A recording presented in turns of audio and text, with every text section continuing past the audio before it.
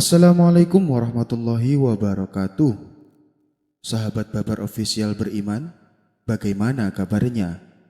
Semoga kita selalu dalam lindungan Allah Subhanahu wa taala dan dilancarkan rezekinya. Amin amin ya rabbal alamin. Sebelum lanjut ke cerita, alangkah baiknya tekan tombol like, komen, dan juga subscribe agar tidak ketinggalan dengan cerita-cerita kami selanjutnya. Terima kasih. Tak tahu arah surga. Suatu hari ada seorang rohib berpenampilan layaknya orang suci. Namun ia terlihat kebingungan. Beberapa kali ia mondar-mandir tepat di depan rumah Abu Nawas. Karena merasa kasihan, Abu Nawas lalu menyapanya. "Wahai Tuan, sepertinya Anda bukan orang sini. Siapakah Anda?" tanya Abu Nawas. "Iya, saya berasal dari negeri seberang. Saya adalah seorang rohib," jawab orang tersebut. "Rohib? Apa itu rohib?" tanya Abu Nawas. "Rohib itu adalah orang yang bertugas untuk membimbing manusia menuju surga," jawab orang itu kembali. "Oh, tapi dari tadi saya memperhatikan Anda terlihat sedang kebingungan. Sudah beberapa kali Anda mondar-mandir tepat di depan rumah saya. Memangnya Anda mau kemana?" tanya Abu Nawas. "Saya mau ke pasar, tapi tidak tahu jalannya," ujar sang rohib. Mendengar jawaban itu Abu Nawas menahan tawa. "Bagaimana bisa Anda membimbing manusia ke surga kalau arah pasar saja Anda tidak tahu?" celetuk Abu Nawas. Mendadak muka sang rohib berubah menjadi sewot. Ia langsung pergi meninggalkan Abu Nawas. Abu Nawas mengobati permaisuri. Dikisahkan beberapa bulan belakangan ini, Abu Nawas seringkali mengalami kerugian. Kebun buah-buahan yang dimilikinya selalu gagal panen. Ia pun lalu mencoba peruntungan nasib dengan beralih menjadi penjual bunga. Rencana Abu Nawas tersebut didukung penuh oleh sang istri. Maka dibukakanlah toko bunga di depan rumahnya. Usaha ini mulai berkembang pesat dan dikenal oleh orang-orang. Hingga pada suatu hari datang seorang utusan permaisuri membeli beberapa bunga di toko Abu Nawas. Rupanya sang permaisuri sangat menyukainya. "Cantik sekali bunga ini. Besok beli lagi yang banyak," kata sang permaisuri kepada utusannya. Keesokan paginya, utusan sang permaisuri kembali mendatangi toko Abu Nawas. Ia membeli berbagai macam bunga dengan jumlah yang cukup banyak. Tentu saja hal ini membuat Abu Nawas merasa senang. Apalagi hampir setiap hari sang permaisuri memborong bunga dagangannya. Abu Nawas pun mendapat keuntungan besar atas penjualannya. Beberapa hari kemudian utusan sang permaisuri tak pernah lagi datang ke tokonya. Ternyata sang permaisuri telah jatuh sakit. Tapi Abu Nawas tidak mengetahui kabar ini. Sakit yang diderita permaisuri cukup aneh sehingga membuat Baginda Raja sangat cemas. Maka dikumpulkanlah beberapa tabib istana untuk menyembuhkan sang permaisuri. Namun sayang, tak ada satupun dari mereka yang bisa menyembuhkannya. Bahkan beberapa tabib dari kerajaan lain didatangkan. Tapi sakit yang diderita sang permaisuri tak kunjung sembuh. Baginda Raja pun semakin khawatir dibuatnya.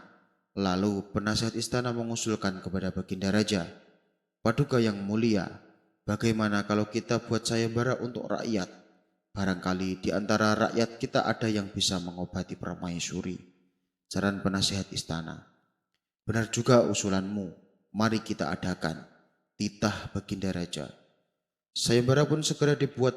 Pagi-pagi para pengawal istana menyebar sampai ke pelosok negeri untuk mengumumkan sayembara. Bagi siapa saja yang bisa menyembuhkan permaisuri akan diberikan hadiah uang yang sangat banyak. Begitulah isi pengumumannya. Dalam waktu sekejap sayembara tersebut tersebar ke seantero negeri Baghdad. Mendengar sayembara dari Baginda Raja, orang-orang berbondong-bondong mendatangi istana berusaha mengobati penyakit sang permaisuri. Lagi-lagi tak ada seorang pun yang bisa menyembuhkannya. "Wahai istriku, sakit apa gerangan yang menimpamu?" tanya Baginda Raja. "Aku pun tidak tahu, aku tidak ingin melakukan apa-apa.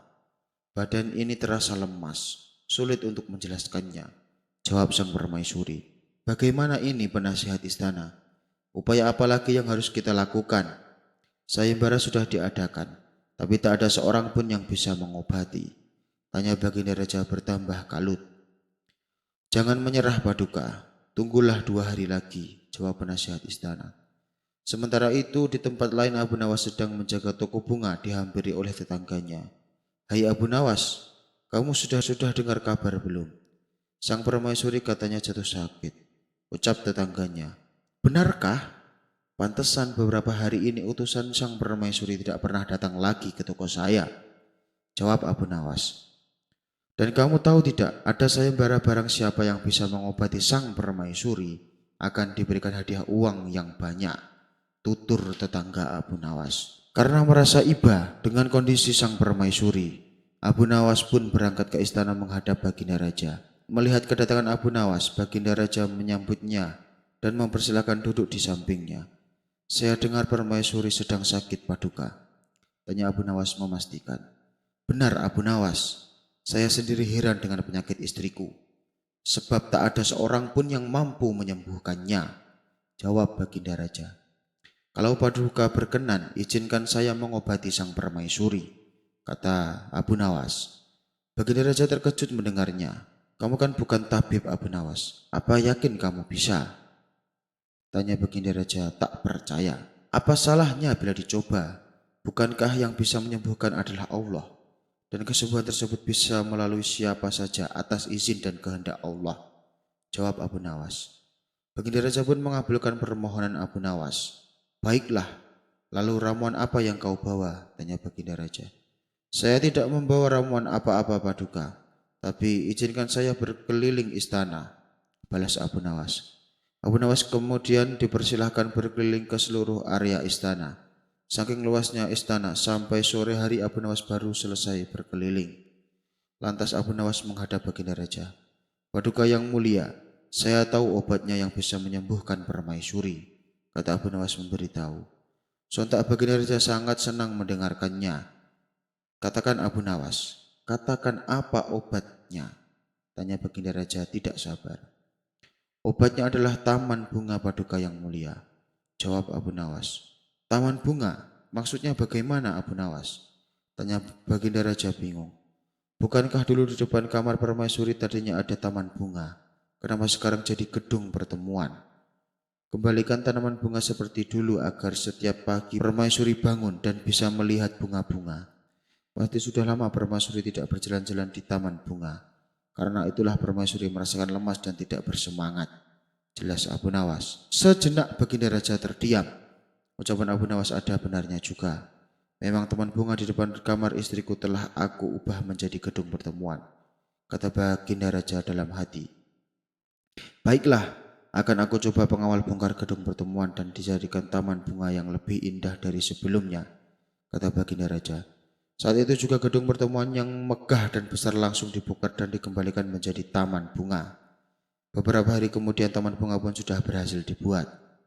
Abu Nawas lalu menyuruh sang permaisuri untuk membuka tirai jendela kamarnya. Melihat di depannya ada pemandangan taman bunga yang menarik. Sang permaisuri kaget dan kegirangan. Sungguh indah sekali, teriak permaisuri. Sang permaisuri segera beranjak dari kamar dan memasuki taman bunga. Ia berkeliling sambil menyentuh bunga-bunga yang bermekaran. Cantik sekali bunga ini, ucap permaisuri. Wajahnya pun kembali ceria, seperti ada energi di dalam tubuhnya. Sang permaisuri tak henti-hentinya tersenyum, bahkan sakit yang ia derita mendadak hilang seketika. Baginda Raja sangat bersyukur melihat perubahan pada istrinya. Sang permaisuri kini telah sembuh dari sakit yang dideritanya. Sesuai dengan janji yang diucapkan Baginda Raja, lalu memberikan Abu Nawas sejumlah uang yang sangat banyak. Ini hadiah untuk kamu Abu Nawas, karena telah berhasil menyembuhkan istriku, kata Baginda Raja sambil menyerahkan hadiahnya. Terima kasih Paduka yang mulia, sahut Abu Nawas kegirangan. Tapi bagaimana kamu tahu kalau obatnya adalah tanaman bunga? Tanya Baginda Raja penasaran. Begini Paduka yang mulia, beberapa bulan yang lalu sang permaisuri hampir setiap hari menyuruh utusannya membeli bunga di toko saya. Tidak terhitung berapa jumlah bunga yang sudah ia beli. Tapi ketika saya berkeliling istana, saya tidak mendapati bunga-bunga yang ia beli. Dan tanaman bunga yang ada di depan kamar permaisuri sudah tidak ada lagi. Oleh sebab itulah saya punya kesimpulan bahwa sakitnya sang permaisuri karena tanaman bunganya dibongkar. Dan datangnya penyakit hampir rata-rata dari pikiran. Mungkin saja sang permaisuri selalu kepikiran dengan tanaman bunganya, tapi ia tak berani mengatakan kepada Paduka, ujar Abu Nawas menjelaskan. Baginda Raja mengangguk dan tersenyum. Analisamu sungguh luar biasa, Abu Nawas. Kamu bukan hanya cerdik, tapi bisa dengan cepat memahami situasi. Puji Baginda Raja. Sayembara jadi anak pejabat. Dikisahkan ada ulama terkenal yang pintar dalam ilmu agama. Bukan hanya itu saja, ia juga menguasai ilmu ketatanegaraan. Wajar bila dirinya sampai diangkat menjadi penasihat istana oleh Baginda Raja.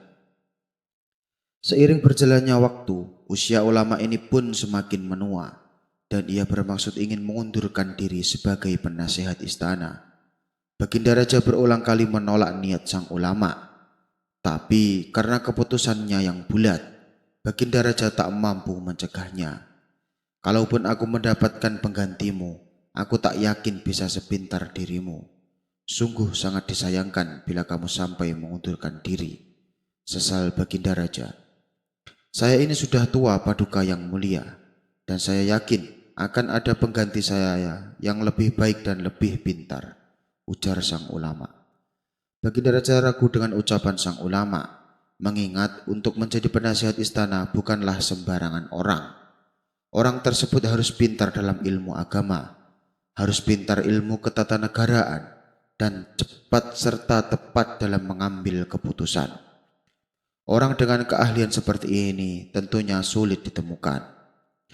Baginda Raja pun bertanya kepada sang ulama, lalu bagaimana caranya supaya aku tahu kalau penggantimu lebih pintar dan cerdas darimu?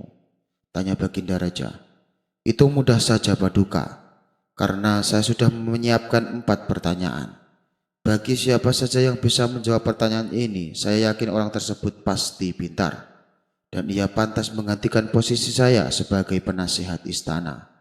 Balas sang ulama.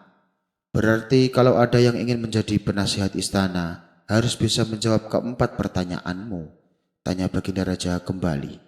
Benar sekali, Paduka, jawab sang ulama. Sesulit apa sih pertanyaan itu? Coba katakan padaku, saya ingin tahu, pinta Baginda Raja. Pertanyaan pertama adalah, apa yang paling benar dan dibenarkan oleh orang? Pertanyaan kedua, apa yang paling menipu di antara yang paling menipu? Pertanyaan yang ketiga, apa yang paling menguntungkan di antara yang paling beruntung? Pertanyaan yang terakhir, paling berharga di antara yang paling berharga. Kata sang ulama memberitahu. Pertanyaanmu sulit sekali. Apa kamu yakin ada yang bisa menjawabnya? Tanya Baginda Raja. Di atas langit masih ada langit, Paduka. Di seantero negeri Baghdad ini pasti ada orang yang lebih pintar dariku. Dan saya yakin orang tersebut bisa dengan mudah menjawabnya, tutur sang ulama. Baiklah, sekarang juga umumkan sayembara bahwa kerajaan membuka lowongan jadi penasihat istana, titah Baginda Raja. Maka disebarlah sayembara tersebut ke seluruh pelosok seantero negeri Baghdad. Sayembara ini sontak membuat gempar seluruh masyarakat. Banyak di antara mereka yang coba mendaftarkan diri, namun semuanya gagal meraih impiannya. Karena tidak ada yang bisa menjawab 4 pertanyaan yang diajukan oleh sang ulama. Sementara di desa terpencil hiduplah seorang pemuda yang merupakan anak dari saudagar kaya. Pemuda ini sangat berhasrat ingin menjadi penasihat istana. Ayah, aku ingin sekali jadi penasihat istana, ucap si pemuda kepada ayahnya. Kehidupanmu sudah enak, semua kemewahan sudah kamu dapatkan. Untuk apa jadi penasihat istana? Tanya sang ayah. Kalau saya jadi penasihat istana, saya pasti akan disegani orang-orang. Mereka semua akan membungkuk hormat bila berpapasan denganku, jawab si pemuda tersebut. Sang ayah hanya tersenyum mendengarnya. Kamu yakin ingin menjadi penasihat istana? Tanya sang ayah memastikan. Ya, ayah. Saya ingin sekali, Tapi kemana aku harus minta bantuan supaya aku bisa menjawab keempat pertanyaan yang akan diajukan? Tanya si pemuda. Pergilah ke kota Baghdad dan cari orang yang bernama Abu Nawas. Dia itu ulama sufi. Dia tahu semua jawabannya. Balas sang ayah. Maka berangkatlah pemuda ini meninggalkan ke kampung halaman. Ia pergi ke kota Baghdad untuk mencari keberadaan Abu Nawas. Singkat cerita, si pemuda berhasil menemui Abu Nawas. Ia pun mengutarakan maksud dan tujuannya. Hai anak muda, apakah kamu bersungguh-sungguh dengan keinginanmu? Tanya Abu Nawas. Iya, Tuan Nabu, jawab si pemuda.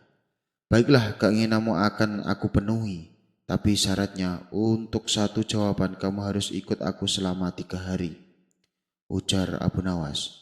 Tanpa pikir panjang pemuda itu mengiyakan ajakan Abu Nawas. Si pemuda lalu diajak pergi ke sebuah masjid mengisi waktunya dengan ibadah. Abu Nawas dan si pemuda iktikaf selama 3 hari di sana. 3 hari pun telah selesai. Si pemuda menagih janji kepada Abu Nawas untuk menjawab pertanyaan pertama. Tuan Abu, apa jawaban untuk pertanyaan pertama? Apa yang paling benar dan dibenarkan oleh semua orang? Tanya si pemuda.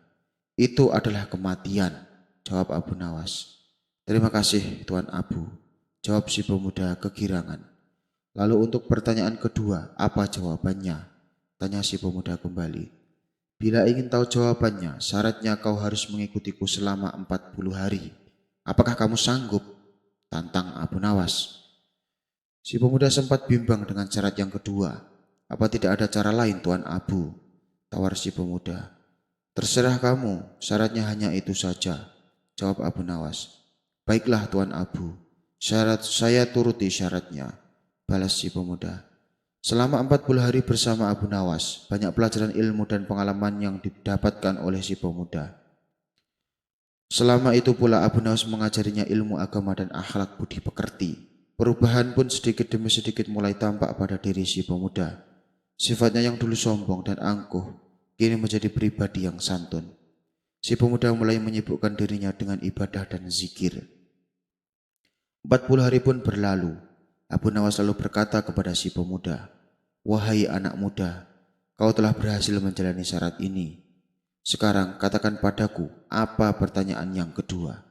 Tanya Abu Nawas. Terima kasih Tuan Abu. Pertanyaan apa yang paling menipu di antara yang menipu? Ujar si pemuda. Oh, jawabannya adalah dunia, balas Abu Nawas. Engkau bisa temukan ini di dalam Al-Quran. Dunia itu menipu kita. Segala yang kita usahakan siang malam bahkan sampai lupa waktu, pada akhirnya akan kita tinggalkan. Saat kematian kita datang, harta hanya kita pakai di alam kubur hanyalah selembar kain kafan. Apakah kamu tahu kenapa dunia dianggap rajanya penipu? Tanya Abu Nawas. Tidak tahu, Tuan Abu, jawab si pemuda tersebut. Sebab jika ada orang yang menipu kita, maka pada kesempatan kedua kita tidak akan tertipu oleh orang yang sama. Tapi dunia ini telah menipu dan menghancurkan manusia terdahulu dan manusia sampai akhir zaman. Kelak kita terus sibuk dengan urusan duniawi sampai lupa akhirat. Padahal Allah sudah mengingatkan, jangan tertipu daya oleh dunia. Dunia hanyalah main-main, dunia hanyalah kesenangan semua. Tapi kita tetap saja tertipu. Entah sudah berapa kali kita ditipu olehnya. Ucap Abu Nawas menjelaskan. Dengan seksama pemuda ini mendapatkan uraian yang disampaikan Abu Nawas. Setelah mendapat jawaban kedua, si pemuda kembali bertanya. Kalau untuk pertanyaan yang ketiga, apa jawabannya Tuan Abu? Tanya si pemuda. Untuk kali ini syaratnya lebih berat. Kamu harus ikut aku selama 4 bulan, jawab Abu Nawas. Sesaat si pemuda merasa bimbang, tapi karena hasratnya ingin menjadi pejabat masih menggebu-gebu. Ia pun menerima persyaratan tersebut. Selama 4 bulan Abu Nawas mengajak si pemuda melakukan perjalanan dakwah. Selama 4 bulan itu pula keimanan dan ketakwaan si pemuda semakin dalam. Di samping ilmu agamanya kian bertambah, sifat-sifat baik dari dalam dirinya mulai tumbuh subur. Panca inderanya mulai terjaga dari maksiat dan dosa. Pada akhirnya perjalanan selama 4 bulan pun telah selesai. Sekarang sampaikan padaku apa pertanyaan yang ketiga, ucap Abu Nawas. Apa yang menguntungkan di antara yang paling menguntungkan? Kata si pemuda memberitahu. Jawabannya adalah dakwah. Itu tercantum dalam Al-Quran surat Al-Imran ayat 104. Terang Abu Nawas. Lalu apa pertanyaan yang keempat? Tanya Abu Nawas melanjutkan. Apa yang paling berharga di antara yang paling berharga? Kata si pemuda. Jawabannya adalah surga. Itu tercantum dalam Al-Quran surat At-Taubah ayat 111. Begitu berharganya surga, sampai Allah telah membeli harga orang yang beriman digantikan dengan surga. Di surga ada bidadari, yang jika menetes air liurnya ke lautan dunia, maka seluruh lautan di dunia akan menjadi manis, tutur Abu Nawas.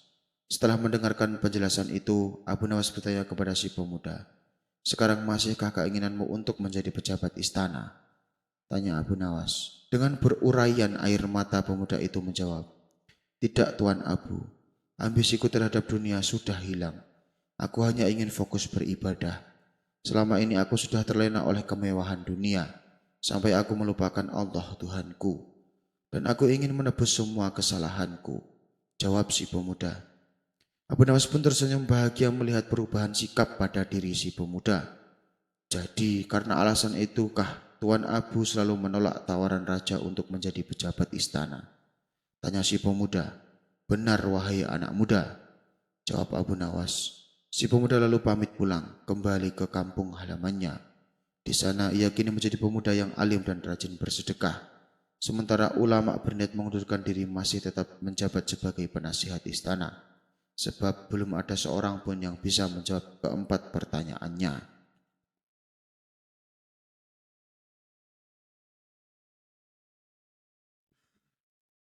Sayembara buah kurma. Seperti kita ketahui, di sela-sela kesibukan Abu Nawas, ia selalu menyempatkan waktunya mengajar anak-anak ilmu agama setiap sore sehabis asar. Dengan sangat antusias, anak-anak didikannya berangkat menuju rumah Abu Nawas. Mereka semangat untuk belajar mendalami ilmu-ilmu agama. Dari sekian banyak murid yang diasuhnya, ada salah satu murid yang bernama Ahmad. Ahmad ini murid pendiam, tapi juga pintar. Bahkan ia mendapatkan perhatian khusus dari Abu Nawas. Hal ini membuat murid-murid yang lain merasa cemburu kepada Ahmad, terutama murid-murid yang sudah senior. Kemudian beberapa murid memberanikan diri menghadap Abu Nawas. Tuan Guru, bolehkah saya bertanya? Tentu saja boleh. Apa yang ingin kalian tanyakan? Ucap Abu Nawas. Kenapa sih Tuan Guru ada perhatian lebih kepada Ahmad? Tanya mereka. Abu Nawas sontak kaget mendengarnya. Ternyata sikapnya terhadap Ahmad selama ini jadi sorotan murid-murid yang lain. Kalian kenapa bertanya seperti itu? Tanya balik Abu Nawas. Dia kan murid baru Tuan Guru, sedangkan kami sudah lama. Kami jadi murid Tuan Guru, balas mereka. Abu Nawas menangkap ada kecemburuan pada diri mereka atas perhatian dirinya kepada Ahmad. Agar tidak menjadi salah faham, lalu Abu Nawas mengumpulkan seluruh murid-muridnya. Wahai anak-anakku, besok ada sayembara untuk kalian, tutur Abu Nawas. Sayembara apa Tuan Guru? Sahut murid-muridnya penasaran. Besok kalian harus membawakan saya buah kurma. Bagi siapa saja yang buah kurmanya paling manis, maka dialah pemenangnya. Dan sebagai hadiahnya, saya berikan sorban yang indah, kata Abu Nawas menjelaskan. Mereka pun antusias dengan sayembara yang diadakan oleh Abu Nawas. Singkat cerita, pada keesokan harinya mereka berlomba-lomba mencari buah kurma yang paling manis. Ada yang sampai rela beli di pasar dengan harga yang cukup mahal, dengan harapan supaya menjadi pemenangnya. Ada pula yang memetik di kebun kurma milik orang tuanya sendiri. Sementara Ahmad merupakan anak yatim dan miskin, hanya mempunyai 3 buah kurma di rumahnya. Meskipun kurma yang ia punya bukan kurma terbaik, tapi Ahmad antusias untuk mengikuti sayembara gurunya. Setelah masing-masing dari mereka mendapatkan kurma yang diinginkan, mereka segera berangkat menuju rumah Abu Nawas. Begitu juga dengan Ahmad, ia membawa 3 buah kurma miliknya. Saat ia berjalan menuju rumah Abu Nawas, di tengah perjalanan Ahmad melihat anak kecil yang sedang duduk sambil menangis. Karena merasa iba, Ahmad pun menghampirinya. "Kamu kenapa?" tanya Ahmad. "Saya ingin makan buah kurma, tapi saya tidak punya uang," jawab anak kecil tersebut. "Ini saya ada buah kurma, silahkan kamu ambil," balas Ahmad sambil memberikan 1 butir buah kurma. Anak kecil itu langsung tersenyum bahagia, ia pun mengucapkan terima kasih kepada Ahmad. Kemudian Ahmad melanjutkan perjalanannya. Kini kurma yang di tangannya tinggal 2 butir. Di saat itulah datang Abu Nawas menyamar sebagai pengemis. Ia menghampiri Ahmad dan berkata, "Saya lapar sekali, berilah saya makanan." Melihat hal itu, Ahmad pun kembali merasa iba. "Tapi saya hanya punya 2 butir kurma, kek," jawab Ahmad. "Tidak mengapa, berilah saya 1. Satunya untuk bekal kamu," balas Abu Nawas.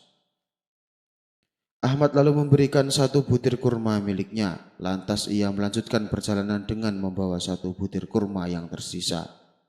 Begitu juga dengan murid-murid yang lain. Mereka diuji Abu Nawas dengan menyamar sebagai pengemis tua.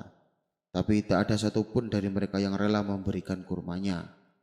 "Enak saja, ini buah kurma terbaik dan harganya mahal," jawab salah satu muridnya. "Bukankah buah kurma yang kamu bawa itu banyak? Berilah saya 1 saja," pinta Abu Nawas. "Tidak bisa, ini kurma mau buat sayembara dan saya harus memenangkannya," balas si murid. Kemudian murid tersebut meninggalkan si pengemis yang sebenarnya adalah Abu Nawas, gurunya sendiri. Setelah murid-muridnya mereka masing-masing dari mereka kurma yang dibawanya. "Aku pasti pemenangnya, bahwa rasanya manis sekali," ujar salah satu murid. "Belum tentu, pastilah aku yang menang, sebab kurma yang aku bawa bukan hanya manis, tapi lebih banyak dari yang kamu bawa," timpa murid yang lain. Tidak beberapa lama datanglah Ahmad dengan membawa sebutir buah kurma. Melihat buah kurma yang dibawa Ahmad, teman-temannya ini menertawanya. "Kurma jelek begitu dibawa kemari. Udah gitu jumlahnya cuma 1, celetuk salah satu temannya. Mereka pun kembali tertawa terpingkal-pingkal. Sikap teman-temannya ini membuat Ahmad minder. Ia pun membalikkan badannya untuk kembali pulang. Namun tiba-tiba keluarlah Abu Nawas dari dalam rumahnya. "Hai Ahmad, jangan pulang dahulu. Ayo ke sini," teriak Abu Nawas memanggilnya. Lalu Ahmad disuruh berkumpul dengan murid-murid yang lain. "Apakah kalian sudah membawa kurma yang paling manis?" tanya Abu Nawas. "Sudah Tuan Guru," jawab murid-muridnya dengan penuh semangat. Kemudian Abu Nawas menyuruh untuk menunjukkan kurma yang mereka bawa. Satu persatu muridnya meletakkan kurma di hadapan Abu Nawas, termasuk Ahmad yang hanya membawa sebutir buah kurma. Setelah semuanya terkumpul, Abu Nawas pun berkata kepada murid-muridnya, "Sepertinya aku sudah menemukan pemenangnya," ujar Abu Nawas. "Siapa pemenangnya, Tuan Guru?" tanya mereka dengan hati berdebar. "Pemenangnya adalah Ahmad," jawab Abu Nawas. Keputusan Abu Nawas ini tentu saja uji kalian dengan menyamar sebagai pengemis. Tapi tidak ada satupun di antara kalian yang mau memberikannya kecuali Ahmad. Memang buah kurma yang dibawa Ahmad kalah bagusnya dengan kurma yang kalian bawa. Buah kurma kalian lebih manis. Tapi ingat, buah yang paling manis adalah buah yang diberikan kepada orang yang kelaparan. Sejatinya buah yang paling manis adalah kebajikan. Oleh sebab itu, meskipun buah kurma yang dibawa Ahmad adalah buah biasa, karena kebajikannya inilah membuat buah kurma yang dibawa Ahmad menjadi paling manis di antara buah kalian, terang Abu Nawas. Setelah mendengar penuturan Abu Nawas, murid-muridnya ini pun menyadari kekeliruannya. Mereka pun mulai memahami kenapa gurunya punya perhatian khusus kepada Ahmad, sebab ia punya akhlak yang mulia. Assalamualaikum warahmatullahi wabarakatuh. Sahabat Babar Official beriman, bagaimana kabarnya? Semoga kita selalu dalam lindungan Allah Subhanahu wa Ta'ala dan dilancarkan rezekinya. Amin, amin ya Rabbal 'Alamin. Sebelum lanjut ke cerita, alangkah baiknya tekan tombol like, komen, dan juga subscribe agar tidak ketinggalan dengan cerita-cerita kami selanjutnya. Terima kasih. Sayembara jadi anak pejabat. Dikisahkan ada ulama terkenal yang pintar dalam ilmu agama. Bukan hanya itu saja, ia juga menguasai ilmu ketatanegaraan. Wajar bila dirinya sampai diangkat menjadi penasihat istana oleh Baginda Raja. Seiring berjalannya waktu, usia ulama ini pun semakin menua dan ia bermaksud ingin mengundurkan diri sebagai penasihat istana. Baginda Raja berulang kali menolak niat sang ulama. Tapi karena keputusannya yang bulat, Baginda Raja tak mampu mencegahnya. Kalaupun aku mendapatkan penggantimu, aku tak yakin bisa sepintar dirimu. Sungguh sangat disayangkan bila kamu sampai mengundurkan diri, sesal Baginda Raja. Saya ini sudah tua Paduka yang mulia, dan saya yakin akan ada pengganti saya yang lebih baik dan lebih pintar, ujar sang ulama. Baginda Raja ragu dengan ucapan sang ulama, mengingat untuk menjadi penasihat istana bukanlah sembarangan orang. Orang tersebut harus pintar dalam ilmu agama, harus pintar ilmu ketatanegaraan, dan cepat serta tepat dalam mengambil keputusan. Orang dengan keahlian seperti ini tentunya sulit ditemukan. Baginda Raja pun bertanya kepada sang ulama, lalu bagaimana caranya supaya aku tahu kalau penggantimu lebih pintar dan cerdas darimu? Tanya Baginda Raja. Itu mudah saja Paduka, karena saya sudah menyiapkan 4 pertanyaan. Bagi siapa saja yang bisa menjawab pertanyaan ini, saya yakin orang tersebut pasti pintar. Dan ia pantas menggantikan posisi saya sebagai penasihat istana. Balas sang ulama. Berarti kalau ada yang ingin menjadi penasihat istana, harus bisa menjawab ke-4 pertanyaanmu, tanya Baginda Raja kembali. Benar sekali Paduka, jawab sang ulama. Sesulit apa sih pertanyaan itu? Coba katakan padaku, saya ingin tahu, pinta Baginda Raja. Pertanyaan pertama adalah, apa yang paling benar dan dibenarkan oleh orang? Pertanyaan kedua, apa yang paling menipu di antara yang paling menipu? Pertanyaan yang ketiga, apa yang paling menguntungkan di antara yang paling beruntung? Pertanyaan yang terakhir, paling berharga di antara yang paling berharga. Kata sang ulama memberitahu. Pertanyaanmu sulit sekali. Apa kamu yakin ada yang bisa menjawabnya? Tanya Baginda Raja. Di atas langit masih ada langit Paduka. Di seantero negeri Baghdad ini pasti ada orang yang lebih pintar dariku. Dan saya yakin orang tersebut bisa dengan mudah menjawabnya, tutur sang ulama.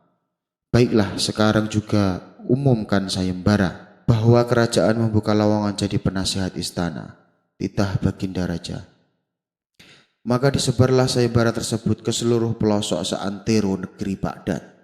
Sayembara ini sontak membuat gempar seluruh masyarakat. Banyak di antara mereka yang coba mendaftarkan diri, namun semuanya gagal meraih impiannya, karena tidak ada yang bisa menjawab 4 pertanyaan yang diajukan oleh sang ulama. Sementara di desa terpencil hiduplah seorang pemuda yang merupakan anak dari saudagar kaya. Pemuda ini sangat berhasrat ingin menjadi penasihat istana. Ayah, aku ingin sekali jadi penasihat istana, ucap si pemuda kepada ayahnya. Kehidupanmu sudah enak, semua kemewahan sudah kamu dapatkan. Untuk apa jadi penasihat istana? Tanya sang ayah. Kalau saya jadi penasihat istana, saya pasti akan disegani orang-orang. Mereka semua akan membungkuk hormat bila berpapasan denganku, jawab si pemuda tersebut. Sang ayah hanya tersenyum mendengarnya. Kamu yakin ingin menjadi penasihat istana? Tanya sang ayah memastikan. Iya ayah, saya ingin sekali. Tapi kemana aku harus minta bantuan supaya aku bisa menjawab ke-4 pertanyaan yang akan diajukan? Tanya si pemuda. Pergilah ke kota Baghdad dan cari orang yang bernama Abu Nawas. Dia itu ulama sufi. Dia tahu semua jawabannya, balas sang ayah. Maka berangkatlah pemuda ini meninggalkan ke kampung halaman. Ia pergi ke kota Baghdad untuk mencari keberadaan Abu Nawas. Singkat cerita, si pemuda berhasil menemui Abu Nawas. Ia pun mengutarakan maksud dan tujuannya. "Hai anak muda, apakah kamu bersungguh-sungguh dengan keinginanmu?" tanya Abu Nawas. "Iya, Tuan Nabu," jawab si pemuda.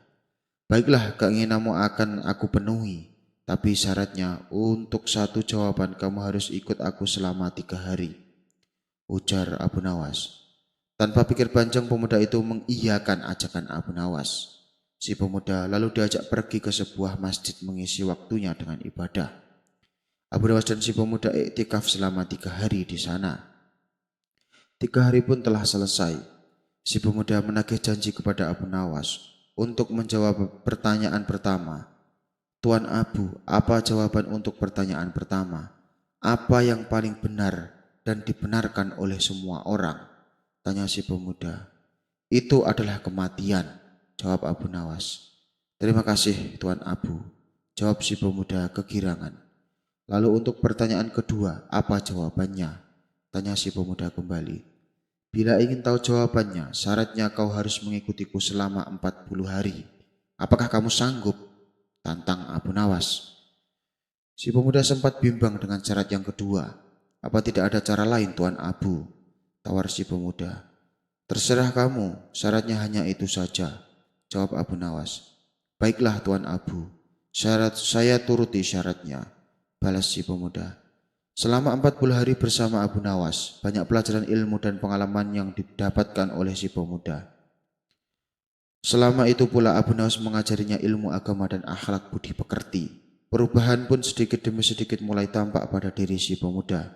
Sifatnya yang dulu sombong dan angkuh, kini menjadi pribadi yang santun.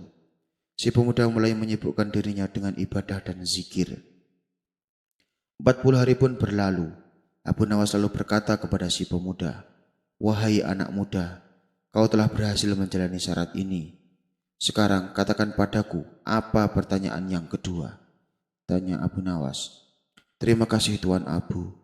Pertanyaan apa yang paling menipu di antara yang menipu?" ujar si pemuda. "Oh, jawabannya adalah dunia," balas Abu Nawas. "Engkau bisa temukan ini di dalam Al-Quran. Dunia itu menipu kita. Segala yang kita usahakan siang malam bahkan sampai lupa waktu, pada akhirnya akan kita tinggalkan. Saat kematian kita datang, harta hanya kita pakai di alam kubur hanyalah selembar kain kafan. Apakah kamu tahu kenapa dunia dianggap rajanya penipu?" tanya Abu Nawas. "Tidak tahu, Tuan Abu," jawab si pemuda tersebut. "Sebab jika ada orang yang menipu kita, maka pada kesempatan kedua kita tidak akan tertipu oleh orang yang sama. Tapi dunia ini telah menipu dan menghancurkan manusia terdahulu dan manusia sampai akhir zaman. Kelak kita terus sibuk dengan urusan duniawi sampai lupa akhirat. Padahal Allah sudah mengingatkan, jangan tertipu daya oleh dunia. Dunia hanyalah main-main. Dunia hanyalah kesenangan semua. Tapi kita tetap saja tertipu. Entah sudah berapa kali kita ditipu olehnya," ucap Abu Nawas menjelaskan. Dengan seksama pemuda ini mendapatkan uraian yang disampaikan Abu Nawas. Setelah mendapat jawaban kedua, si pemuda kembali bertanya, "Kalau untuk pertanyaan yang ketiga, apa jawabannya Tuan Abu?" tanya si pemuda. "Untuk kali ini syaratnya lebih berat. Kamu harus ikut aku selama 4 bulan, jawab Abu Nawas. Sesaat si pemuda merasa bimbang, tapi karena hasratnya ingin menjadi pejabat masih menggebu-gebu. Ia pun menerima persyaratan tersebut. Selama 4 bulan Abu Nawas mengajak si pemuda melakukan perjalanan dakwah. Selama 4 bulan itu pula keimanan dan ketakwaan si pemuda semakin dalam. Di samping ilmu agamanya kian bertambah, sifat-sifat baik dari dalam dirinya mulai tumbuh subur. Panca inderanya mulai terjaga dari maksiat dan dosa. Pada akhirnya perjalanan selama 4 bulan pun telah selesai. "Sekarang sampaikan padaku apa pertanyaan yang ketiga," ucap Abu Nawas. "Apa yang menguntungkan di antara yang paling menguntungkan?" kata si pemuda memberitahu. "Jawabannya adalah dakwah. Itu tercantum dalam Al-Quran surat Al-Imran ayat 104. Terang Abu Nawas. Lalu apa pertanyaan yang keempat? Tanya Abu Nawas melanjutkan. Apa yang paling berharga di antara yang paling berharga? Kata si pemuda. Jawabannya adalah surga. Itu tercantum dalam Al-Quran surat At-Taubah ayat 111. Begitu berharganya surga, sampai Allah telah membeli harga orang yang beriman digantikan dengan surga. Di surga ada bidadari, yang jika menetes air liurnya ke lautan dunia, maka seluruh lautan di dunia akan menjadi manis, tutur Abu Nawas. Setelah mendengarkan penjelasan itu, Abu Nawas bertanya kepada si pemuda, sekarang masihkah keinginanmu untuk menjadi pejabat istana? Tanya Abu Nawas. Dengan beruraian air mata pemuda itu menjawab, tidak Tuan Abu, ambisiku terhadap dunia sudah hilang. Aku hanya ingin fokus beribadah. Selama ini aku sudah terlena oleh kemewahan dunia, sampai aku melupakan Allah Tuhanku. Dan aku ingin menebus semua kesalahanku, jawab si pemuda. Abu Nawas pun tersenyum bahagia melihat perubahan sikap pada diri si pemuda. Jadi karena alasan itukah Tuan Abu selalu menolak tawaran raja untuk menjadi pejabat istana? Tanya si pemuda. Benar wahai anak muda, jawab Abu Nawas. Si pemuda lalu pamit pulang, kembali ke kampung halamannya. Di sana ia kini menjadi pemuda yang alim dan rajin bersedekah. Sementara ulama berniat mengundurkan diri masih tetap menjabat sebagai penasihat istana. Sebab belum ada seorang pun yang bisa menjawab keempat pertanyaannya. Sayembara buah kurma. Seperti kita ketahui, di sela-sela kesibukan Abu Nawas, ia selalu menyempatkan waktunya mengajar anak-anak ilmu agama setiap sore sehabis asar. Dengan sangat antusias, anak-anak didikannya berangkat menuju rumah Abu Nawas. Mereka semangat untuk belajar mendalami ilmu-ilmu agama. Dari sekian banyak murid yang diasuhnya, ada salah satu murid yang bernama Ahmad. Ahmad ini murid pendiam, tapi juga pintar. Bahkan ia mendapatkan perhatian khusus dari Abu Nawas. Hal ini membuat murid-murid yang lain merasa cemburu kepada Ahmad, terutama murid-murid yang sudah senior. Kemudian beberapa murid memberanikan diri menghadap Abu Nawas. Tuan Guru, bolehkah saya bertanya? Tentu saja boleh. Apa yang ingin kalian tanyakan? Ucap Abu Nawas. Kenapa sih Tuan Guru ada perhatian lebih kepada Ahmad? Tanya mereka. Abu Nawas sontak kaget mendengarnya. Ternyata sikapnya terhadap Ahmad selama ini jadi sorotan murid-murid yang lain. Kalian kenapa bertanya seperti itu? Tanya balik Abu Nawas. Dia kan murid baru Tuan Guru, sedangkan kami sudah lama. Kami jadi murid Tuan Guru, balas mereka. Abu Nawas menangkap ada kecemburuan pada diri mereka atas perhatian dirinya kepada Ahmad. Agar tidak menjadi salah faham, lalu Abu Nawas mengumpulkan seluruh murid-muridnya. Wahai anak-anakku, besok ada sayembara untuk kalian, tutur Abu Nawas. Sayembara apa Tuan Guru? Sahut murid-muridnya penasaran. Besok kalian harus membawakan saya buah kurma. Bagi siapa saja yang buah kurmanya paling manis, maka dialah pemenangnya. Dan sebagai hadiahnya, saya berikan sorban yang indah, kata Abu Nawas menjelaskan. Mereka pun antusias dengan sayembara yang diadakan oleh Abu Nawas.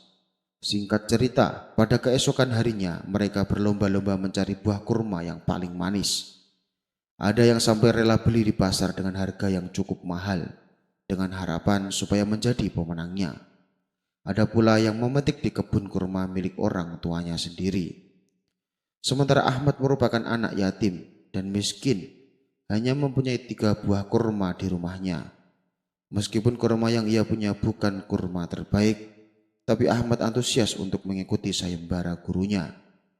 Setelah masing-masing dari mereka mendapatkan kurma yang diinginkan, mereka segera berangkat menuju rumah Abu Nawas.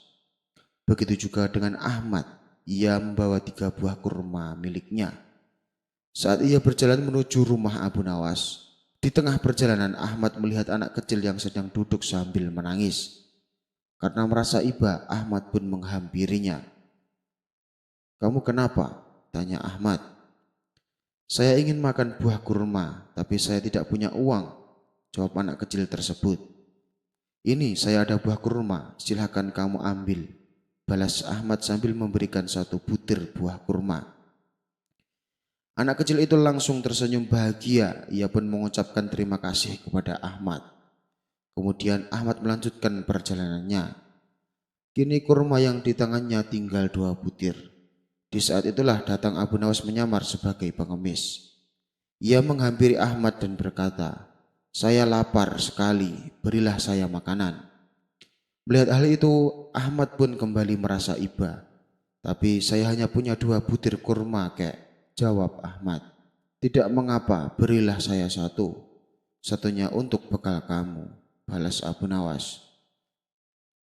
Ahmad lalu memberikan 1 butir kurma miliknya. Lantas ia melanjutkan perjalanan dengan membawa 1 butir kurma yang tersisa. Begitu juga dengan murid-murid yang lain. Mereka diuji Abu Nawas dengan menyamar sebagai pengemis tua. Tapi tak ada satupun dari mereka yang rela memberikan kurmanya. "Enak saja, ini buah kurma terbaik dan harganya mahal," jawab salah satu muridnya. "Bukankah buah kurma yang kamu bawa itu banyak? Berilah saya satu saja," pinta Abu Nawas.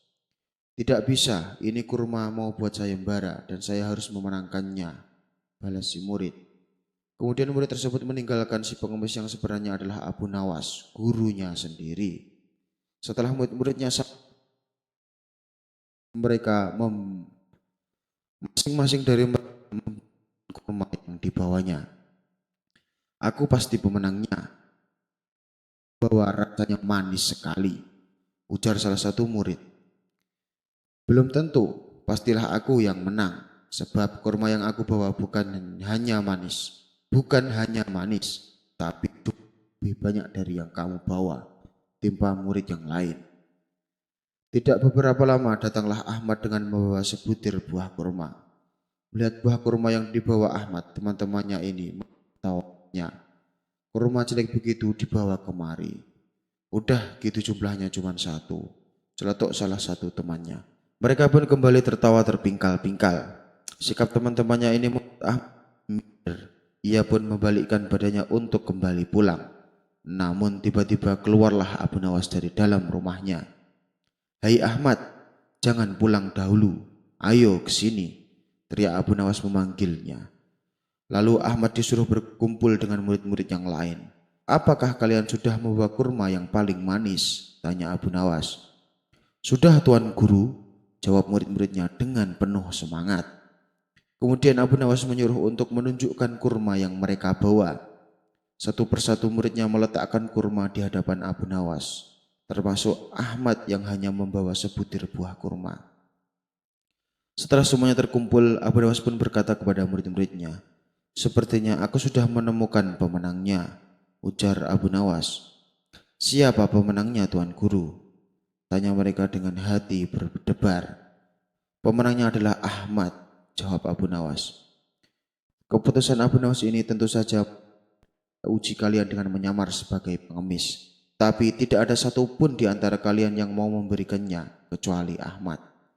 Memang buah kurma yang dibawa Ahmad kalah bagusnya dengan kurma yang kalian bawa. Buah kurma kalian lebih manis. Tapi ingat, buah yang paling manis adalah buah yang diberikan kepada orang yang kelaparan. Sejatinya buah yang paling manis adalah kebajikan. Oleh sebab itu, meskipun buah kurma yang dibawa Ahmad adalah buah biasa, karena kebajikannya inilah membuat buah kurma yang dibawa Ahmad menjadi paling manis di antara buah kalian, terang Abu Nawas. Setelah mendengar penuturan Abu Nawas, murid-muridnya ini pun menyadari kekeliruannya. Mereka pun mulai memahami kenapa gurunya punya perhatian khusus kepada Ahmad, sebab ia punya akhlak yang mulia. Tak tahu arah surga. Suatu hari ada seorang rohib berpenampilan layaknya orang suci. Namun ia terlihat kebingungan. Beberapa kali ia mondar-mandir tepat di depan rumah Abu Nawas. Karena merasa kasihan, Abu Nawas lalu menyapanya. "Wahai Tuan, sepertinya Anda bukan orang sini. Siapakah Anda?" tanya Abu Nawas. "Iya, saya berasal dari negeri seberang. Saya adalah seorang rohib," jawab orang tersebut. Rohib? Apa itu rohib?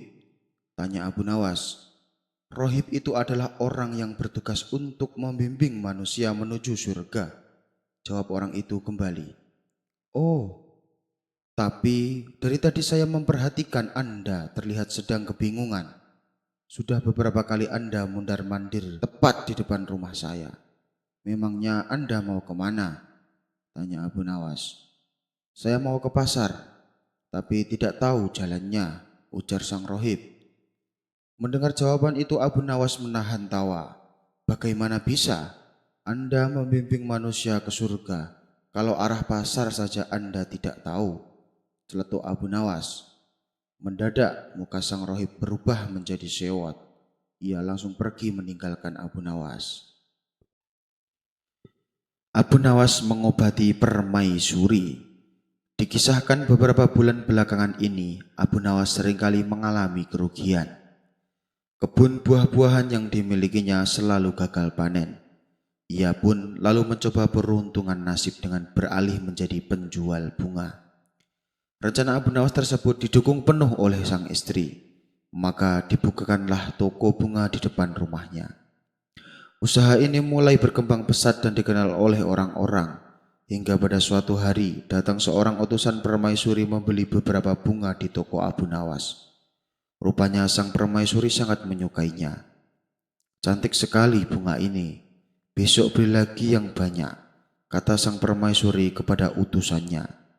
Keesokan paginya, utusan sang permaisuri kembali mendatangi toko Abu Nawas. Ia membeli berbagai macam bunga dengan jumlah yang cukup banyak. Tentu saja hal ini membuat Abu Nawas merasa senang. Apalagi hampir setiap hari sang permaisuri memborong bunga dagangannya. Abu Nawas pun mendapat keuntungan besar atas penjualannya. Beberapa hari kemudian utusan sang permaisuri tak pernah lagi datang ke tokonya. Ternyata sang permaisuri telah jatuh sakit. Tapi Abu Nawas tidak mengetahui kabar ini. Sakit yang diderita permaisuri cukup aneh sehingga membuat Baginda Raja sangat cemas. Maka dikumpulkanlah beberapa tabib istana untuk menyembuhkan sang permaisuri. Namun sayang, tak ada satupun dari mereka yang bisa menyembuhkannya. Bahkan beberapa tabib dari kerajaan lain didatangkan. Tapi sakit yang diderita sang permaisuri tak kunjung sembuh. Baginda Raja pun semakin khawatir dibuatnya. Lalu penasihat istana mengusulkan kepada Baginda Raja, Paduka yang mulia, bagaimana kalau kita buat sayembara untuk rakyat? Barangkali di antara rakyat kita ada yang bisa mengobati permaisuri. Saran penasihat istana. Benar juga usulanmu, mari kita adakan, titah Baginda Raja. Sayembara pun segera dibuat.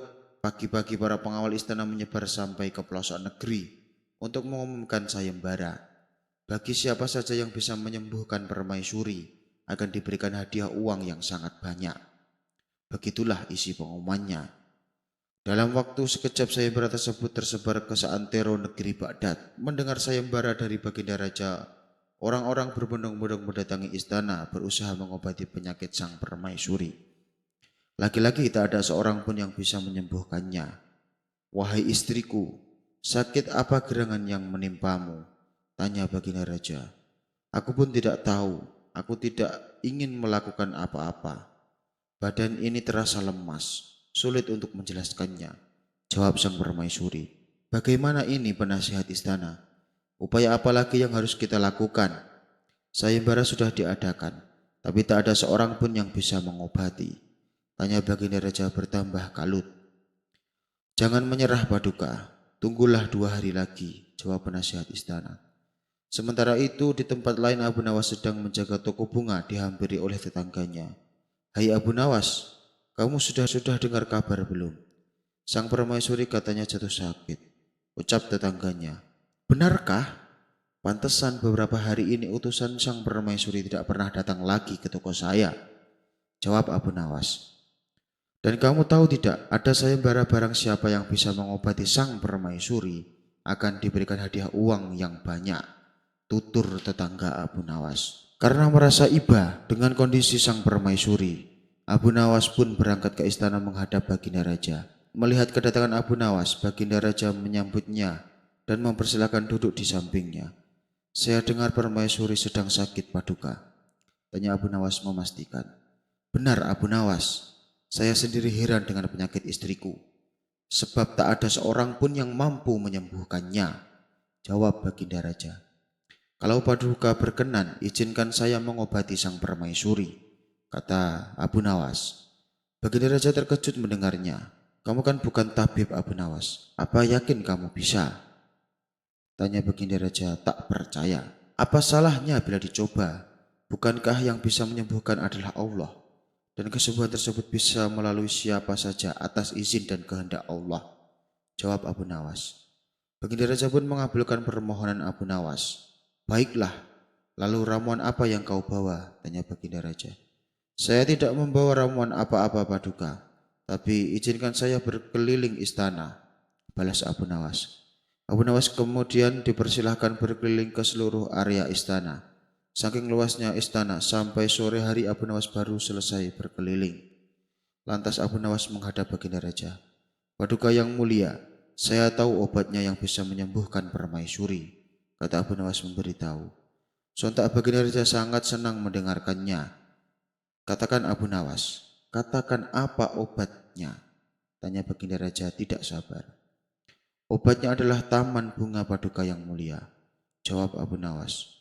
Taman bunga? Maksudnya bagaimana Abu Nawas? Tanya Baginda Raja bingung.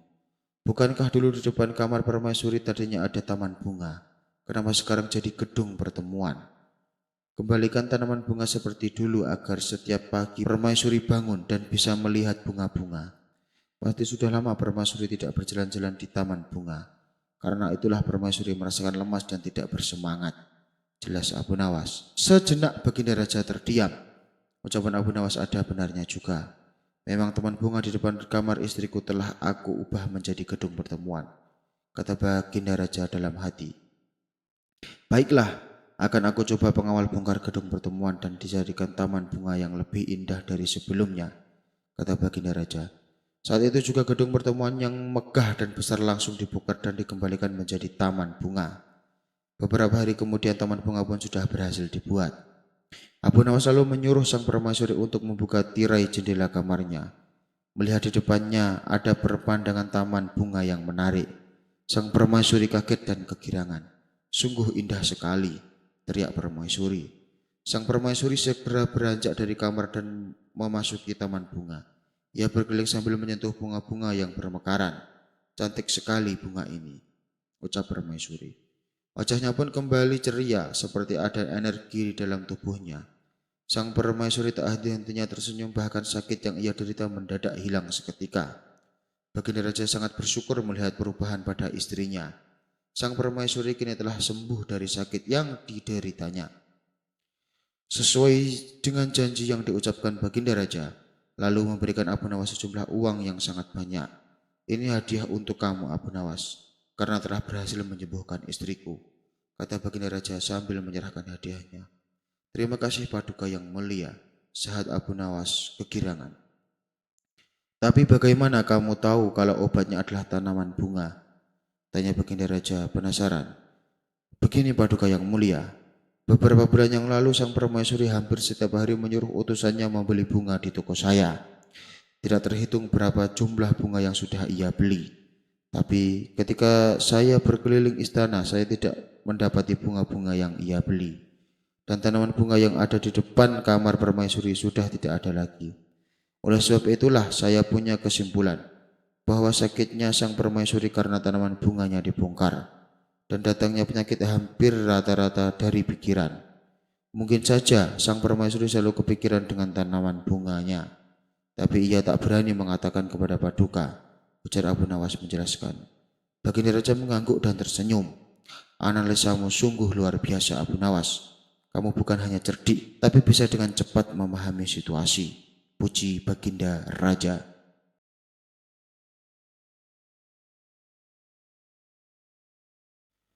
Assalamualaikum warahmatullahi wabarakatuh. Sahabat Babar Official beriman, bagaimana kabarnya? Semoga kita selalu dalam lindungan Allah Subhanahu wa Ta'ala dan dilancarkan rezekinya. Amin, amin ya Rabbal Alamin. Sebelum lanjut ke cerita, alangkah baiknya tekan tombol like, komen, dan juga subscribe agar tidak ketinggalan dengan cerita-cerita kami selanjutnya. Terima kasih. Sayembara buah kurma. Seperti kita ketahui, di sela-sela kesibukan Abu Nawas, ia selalu menyempatkan waktunya mengajar anak-anak ilmu agama setiap sore sehabis asar. Dengan sangat antusias, anak-anak didikannya berangkat menuju rumah Abu Nawas. Mereka semangat untuk belajar mendalami ilmu-ilmu agama. Dari sekian banyak murid yang diasuhnya, ada salah satu murid yang bernama Ahmad. Ahmad ini murid pendiam, tapi juga pintar. Bahkan ia mendapatkan perhatian khusus dari Abu Nawas. Hal ini membuat murid-murid yang lain merasa cemburu kepada Ahmad, terutama murid-murid yang sudah senior. Kemudian beberapa murid memberanikan diri menghadap Abu Nawas. "Tuan Guru, bolehkah saya bertanya?" "Tentu saja boleh. Apa yang ingin kalian tanyakan?" ucap Abu Nawas. "Kenapa sih Tuan Guru ada perhatian lebih kepada Ahmad?" tanya mereka. Abu Nawas sontak kaget mendengarnya. Ternyata sikapnya terhadap Ahmad selama ini jadi sorotan murid-murid yang lain. "Kalian kenapa bertanya seperti itu?" tanya balik Abu Nawas. "Dia kan murid baru Tuan Guru, sedangkan kami sudah lama. Kami jadi murid Tuan Guru," balas mereka. Abu Nawas menangkap ada kecemburuan pada diri mereka atas perhatian dirinya kepada Ahmad. Agar tidak menjadi salah faham, lalu Abu Nawas mengumpulkan seluruh murid-muridnya. "Wahai anak-anakku, besok ada sayembara untuk kalian," tutur Abu Nawas. "Sayembara apa Tuan Guru?" sahut murid-muridnya penasaran. "Besok kalian harus membawakan saya buah kurma. Bagi siapa saja yang buah kurmanya paling manis, maka dialah pemenangnya. Dan sebagai hadiahnya, saya berikan sorban yang indah," kata Abu Nawas menjelaskan. Mereka pun antusias dengan sayembara yang diadakan oleh Abu Nawas. Singkat cerita, pada keesokan harinya mereka berlomba-lomba mencari buah kurma yang paling manis. Ada yang sampai rela beli di pasar dengan harga yang cukup mahal, dengan harapan supaya menjadi pemenangnya. Ada pula yang memetik di kebun kurma milik orang tuanya sendiri. Sementara Ahmad merupakan anak yatim dan miskin, hanya mempunyai 3 buah kurma di rumahnya. Meskipun kurma yang ia punya bukan kurma terbaik, tapi Ahmad antusias untuk mengikuti sayembara gurunya. Setelah masing-masing dari mereka mendapatkan kurma yang diinginkan, mereka segera berangkat menuju rumah Abu Nawas. Begitu juga dengan Ahmad, ia membawa 3 buah kurma miliknya. Saat ia berjalan menuju rumah Abu Nawas, di tengah perjalanan Ahmad melihat anak kecil yang sedang duduk sambil menangis. Karena merasa iba, Ahmad pun menghampirinya. "Kamu kenapa?" tanya Ahmad. "Saya ingin makan buah kurma, tapi saya tidak punya uang," jawab anak kecil tersebut. "Ini saya ada buah kurma, silakan kamu ambil," balas Ahmad sambil memberikan 1 butir buah kurma. Anak kecil itu langsung tersenyum bahagia, ia pun mengucapkan terima kasih kepada Ahmad. Kemudian Ahmad melanjutkan perjalanannya. Kini kurma yang di tangannya tinggal 2 butir. Di saat itulah datang Abu Nawas menyamar sebagai pengemis. Ia menghampiri Ahmad dan berkata, "Saya lapar sekali, berilah saya makanan." Melihat hal itu, Ahmad pun kembali merasa iba. "Tapi saya hanya punya 2 butir kurma, kek," jawab Ahmad. "Tidak mengapa, berilah saya 1. Satunya untuk bekal kamu," balas Abu Nawas. Ahmad lalu memberikan 1 butir kurma miliknya. Lantas ia melanjutkan perjalanan dengan membawa 1 butir kurma yang tersisa. Begitu juga dengan murid-murid yang lain. Mereka diuji Abu Nawas dengan menyamar sebagai pengemis tua. Tapi tak ada satupun dari mereka yang rela memberikan kurmanya. "Enak saja, ini buah kurma terbaik dan harganya mahal," jawab salah satu muridnya. "Bukankah buah kurma yang kamu bawa itu banyak? Berilah saya 1 saja," pinta Abu Nawas. "Tidak bisa, ini kurma mau buat sayembara dan saya harus memenangkannya," balas si murid. Kemudian murid tersebut meninggalkan si pengemis yang sebenarnya adalah Abu Nawas, gurunya sendiri. Setelah murid-muridnya mereka masing-masing dari mereka kurma yang dibawanya. Aku pasti pemenangnya, bahwa rasanya manis sekali, ujar salah satu murid. Belum tentu, pastilah aku yang menang, sebab kurma yang aku bawa bukan hanya manis, tapi lebih banyak dari yang kamu bawa, timpa murid yang lain. Tidak beberapa lama datanglah Ahmad dengan membawa sebutir buah kurma. Melihat buah kurma yang dibawa Ahmad, teman-temannya ini tahunya, kurma jelek begitu dibawa kemari. Udah gitu jumlahnya cuma satu, celetuk salah satu temannya. Mereka pun kembali tertawa terpingkal-pingkal. Sikap teman-temannya ini ia pun membalikkan badannya untuk kembali pulang. Namun tiba-tiba keluarlah Abu Nawas dari dalam rumahnya. "Hai Ahmad, jangan pulang dahulu. Ayo ke sini," teriak Abu Nawas memanggilnya. Lalu Ahmad disuruh berkumpul dengan murid-murid yang lain. "Apakah kalian sudah membawa kurma yang paling manis?" tanya Abu Nawas. "Sudah Tuan Guru," jawab murid-muridnya dengan penuh semangat. Kemudian Abu Nawas menyuruh untuk menunjukkan kurma yang mereka bawa. Satu persatu muridnya meletakkan kurma di hadapan Abu Nawas, termasuk Ahmad yang hanya membawa sebutir buah kurma. Setelah semuanya terkumpul, Abu Nawas pun berkata kepada murid-muridnya, "Sepertinya aku sudah menemukan pemenangnya," ujar Abu Nawas. "Siapa pemenangnya Tuan Guru?" tanya mereka dengan hati berdebar. "Pemenangnya adalah Ahmad," jawab Abu Nawas. Keputusan Abu Nawas ini tentu saja uji kalian dengan menyamar sebagai pengemis. Tapi tidak ada satupun di antara kalian yang mau memberikannya kecuali Ahmad. Memang buah kurma yang dibawa Ahmad kalah bagusnya dengan kurma yang kalian bawa. Buah kurma kalian lebih manis. Tapi ingat, buah yang paling manis adalah buah yang diberikan kepada orang yang kelaparan. Sejatinya buah yang paling manis adalah kebajikan. Oleh sebab itu, meskipun buah kurma yang dibawa Ahmad adalah buah biasa, karena kebajikannya inilah membuat buah kurma yang dibawa Ahmad menjadi paling manis di antara buah kalian, terang Abu Nawas. Setelah mendengar penuturan Abu Nawas, murid-muridnya ini pun menyadari kekeliruannya. Mereka pun mulai memahami kenapa gurunya punya perhatian khusus kepada Ahmad, sebab ia punya akhlak yang mulia. Tak tahu arah surga. Suatu hari ada seorang rohib berpenampilan layaknya orang suci. Namun ia terlihat kebingungan. Beberapa kali ia mondar-mandir tepat di depan rumah Abu Nawas. Karena merasa kasihan, Abu Nawas lalu menyapanya. "Wahai Tuan, sepertinya Anda bukan orang sini. Siapakah Anda?" tanya Abu Nawas. "Iya, saya berasal dari negeri seberang. Saya adalah seorang rohib," jawab orang tersebut. "Rohib? Apa itu rohib?" tanya Abu Nawas. "Rohib itu adalah orang yang bertugas untuk membimbing manusia menuju surga," jawab orang itu kembali. "Oh, tapi dari tadi saya memperhatikan Anda terlihat sedang kebingungan. Sudah beberapa kali Anda mundar-mandir tepat di depan rumah saya. Memangnya Anda mau kemana?" tanya Abu Nawas. "Saya mau ke pasar, tapi tidak tahu jalannya," ujar sang rohib. Mendengar jawaban itu Abu Nawas menahan tawa. "Bagaimana bisa Anda membimbing manusia ke surga kalau arah pasar saja Anda tidak tahu?" celetuk Abu Nawas. Mendadak muka sang rohib berubah menjadi sewot. Ia langsung pergi meninggalkan Abu Nawas.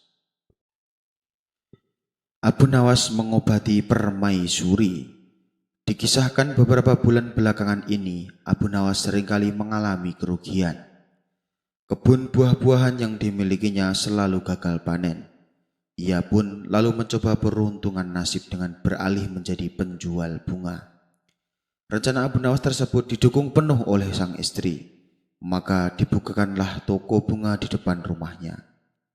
Usaha ini mulai berkembang pesat dan dikenal oleh orang-orang. Hingga pada suatu hari datang seorang utusan permaisuri membeli beberapa bunga di toko Abu Nawas. Rupanya sang permaisuri sangat menyukainya. "Cantik sekali bunga ini. Besok beli lagi yang banyak," kata sang permaisuri kepada utusannya. Keesokan paginya, utusan sang permaisuri kembali mendatangi toko Abu Nawas. Ia membeli berbagai macam bunga dengan jumlah yang cukup banyak. Tentu saja hal ini membuat Abu Nawas merasa senang. Apalagi hampir setiap hari sang permaisuri memborong bunga dagangannya. Abu Nawas pun mendapat keuntungan besar atas penjualannya. Beberapa hari kemudian utusan sang permaisuri tak pernah lagi datang ke tokonya. Ternyata sang permaisuri telah jatuh sakit. Tapi Abu Nawas tidak mengetahui kabar ini. Sakit yang diderita permaisuri cukup aneh sehingga membuat Baginda Raja sangat cemas. Maka dikumpulkanlah beberapa tabib istana untuk menyembuhkan sang permaisuri. Namun sayang, tak ada satupun dari mereka yang bisa menyembuhkannya. Bahkan beberapa tabib dari kerajaan lain didatangkan. Tapi sakit yang diderita sang permaisuri tak kunjung sembuh. Baginda Raja pun semakin khawatir dibuatnya. Lalu penasihat istana mengusulkan kepada Baginda Raja, "Paduka yang mulia, bagaimana kalau kita buat sayembara untuk rakyat? Barangkali di antara rakyat kita ada yang bisa mengobati permaisuri." Saran penasihat istana. "Benar juga usulanmu, mari kita adakan," titah Baginda Raja. Sayembara pun segera dibuat. Pagi-pagi para pengawal istana menyebar sampai ke pelosok negeri untuk mengumumkan sayembara. Bagi siapa saja yang bisa menyembuhkan permaisuri akan diberikan hadiah uang yang sangat banyak. Begitulah isi pengumumannya. Dalam waktu sekejap sayembara tersebut tersebar ke seantero negeri Baghdad. Mendengar sayembara dari Baginda Raja, orang-orang berbondong-bondong mendatangi istana berusaha mengobati penyakit sang permaisuri. Lagi-lagi tak ada seorang pun yang bisa menyembuhkannya. "Wahai istriku, sakit apa gerangan yang menimpamu?" tanya Baginda Raja. "Aku pun tidak tahu, aku tidak ingin melakukan apa-apa. Badan ini terasa lemas, sulit untuk menjelaskannya," jawab sang permaisuri. "Bagaimana ini penasihat istana? Upaya apa lagi yang harus kita lakukan? Sayembara sudah diadakan, tapi tak ada seorang pun yang bisa mengobati," tanya Baginda Raja bertambah kalut. "Jangan menyerah Paduka, tunggulah 2 hari lagi," jawab penasihat istana. Sementara itu di tempat lain Abu Nawas sedang menjaga toko bunga dihampiri oleh tetangganya. "Hai Abu Nawas, kamu sudah dengar kabar belum? Sang permaisuri katanya jatuh sakit," ucap tetangganya. "Benarkah? Pantesan beberapa hari ini utusan sang permaisuri tidak pernah datang lagi ke toko saya," jawab Abu Nawas.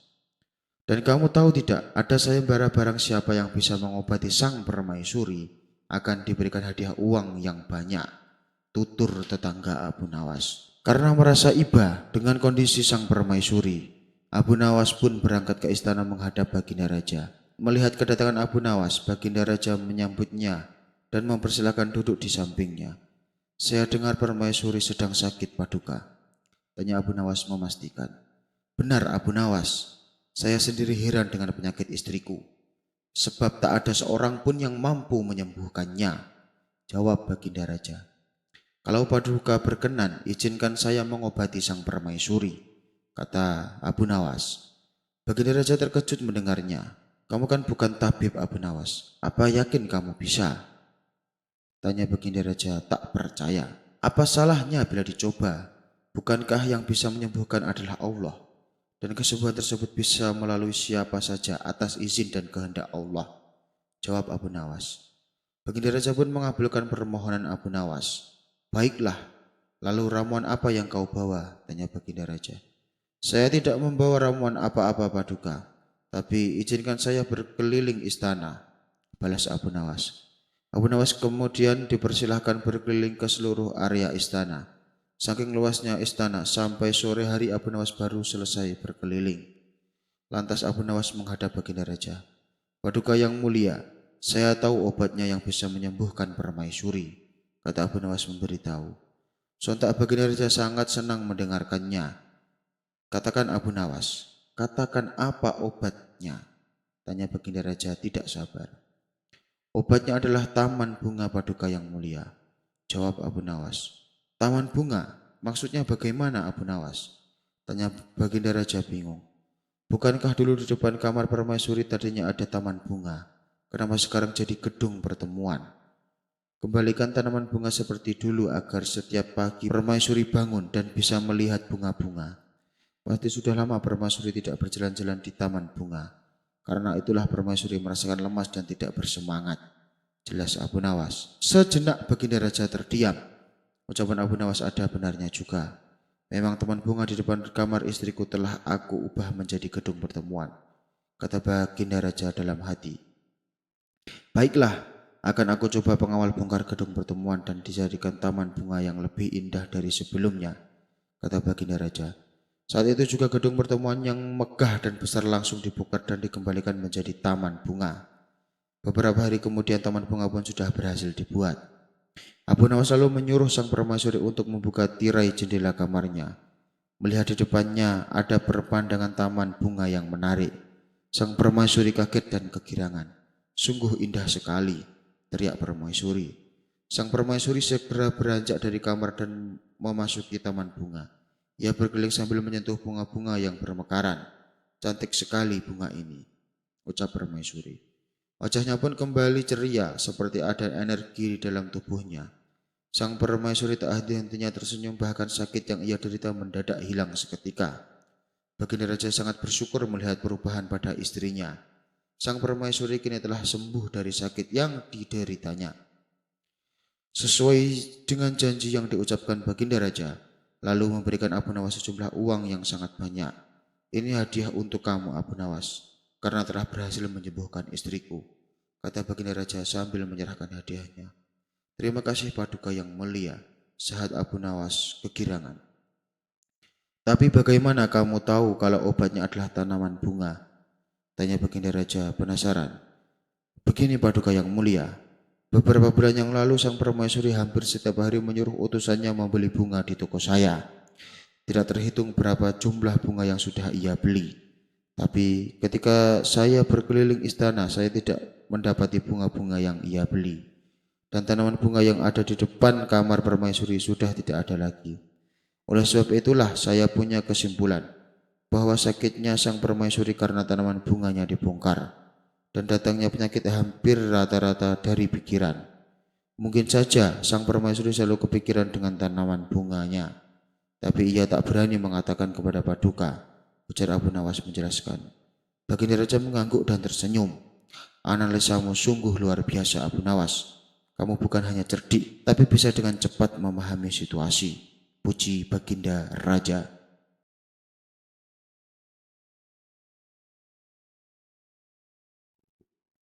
Sayembara jadi anak pejabat. Dikisahkan ada ulama terkenal yang pintar dalam ilmu agama. Bukan hanya itu saja, ia juga menguasai ilmu ketatanegaraan. Wajar bila dirinya sampai diangkat menjadi penasihat istana oleh Baginda Raja. Seiring berjalannya waktu, usia ulama ini pun semakin menua, dan ia bermaksud ingin mengundurkan diri sebagai penasihat istana. Baginda Raja berulang kali menolak niat sang ulama, tapi karena keputusannya yang bulat, Baginda Raja tak mampu mencegahnya. Kalaupun aku mendapatkan penggantimu, aku tak yakin bisa sepintar dirimu. Sungguh sangat disayangkan bila kamu sampai mengundurkan diri, sesal Baginda Raja.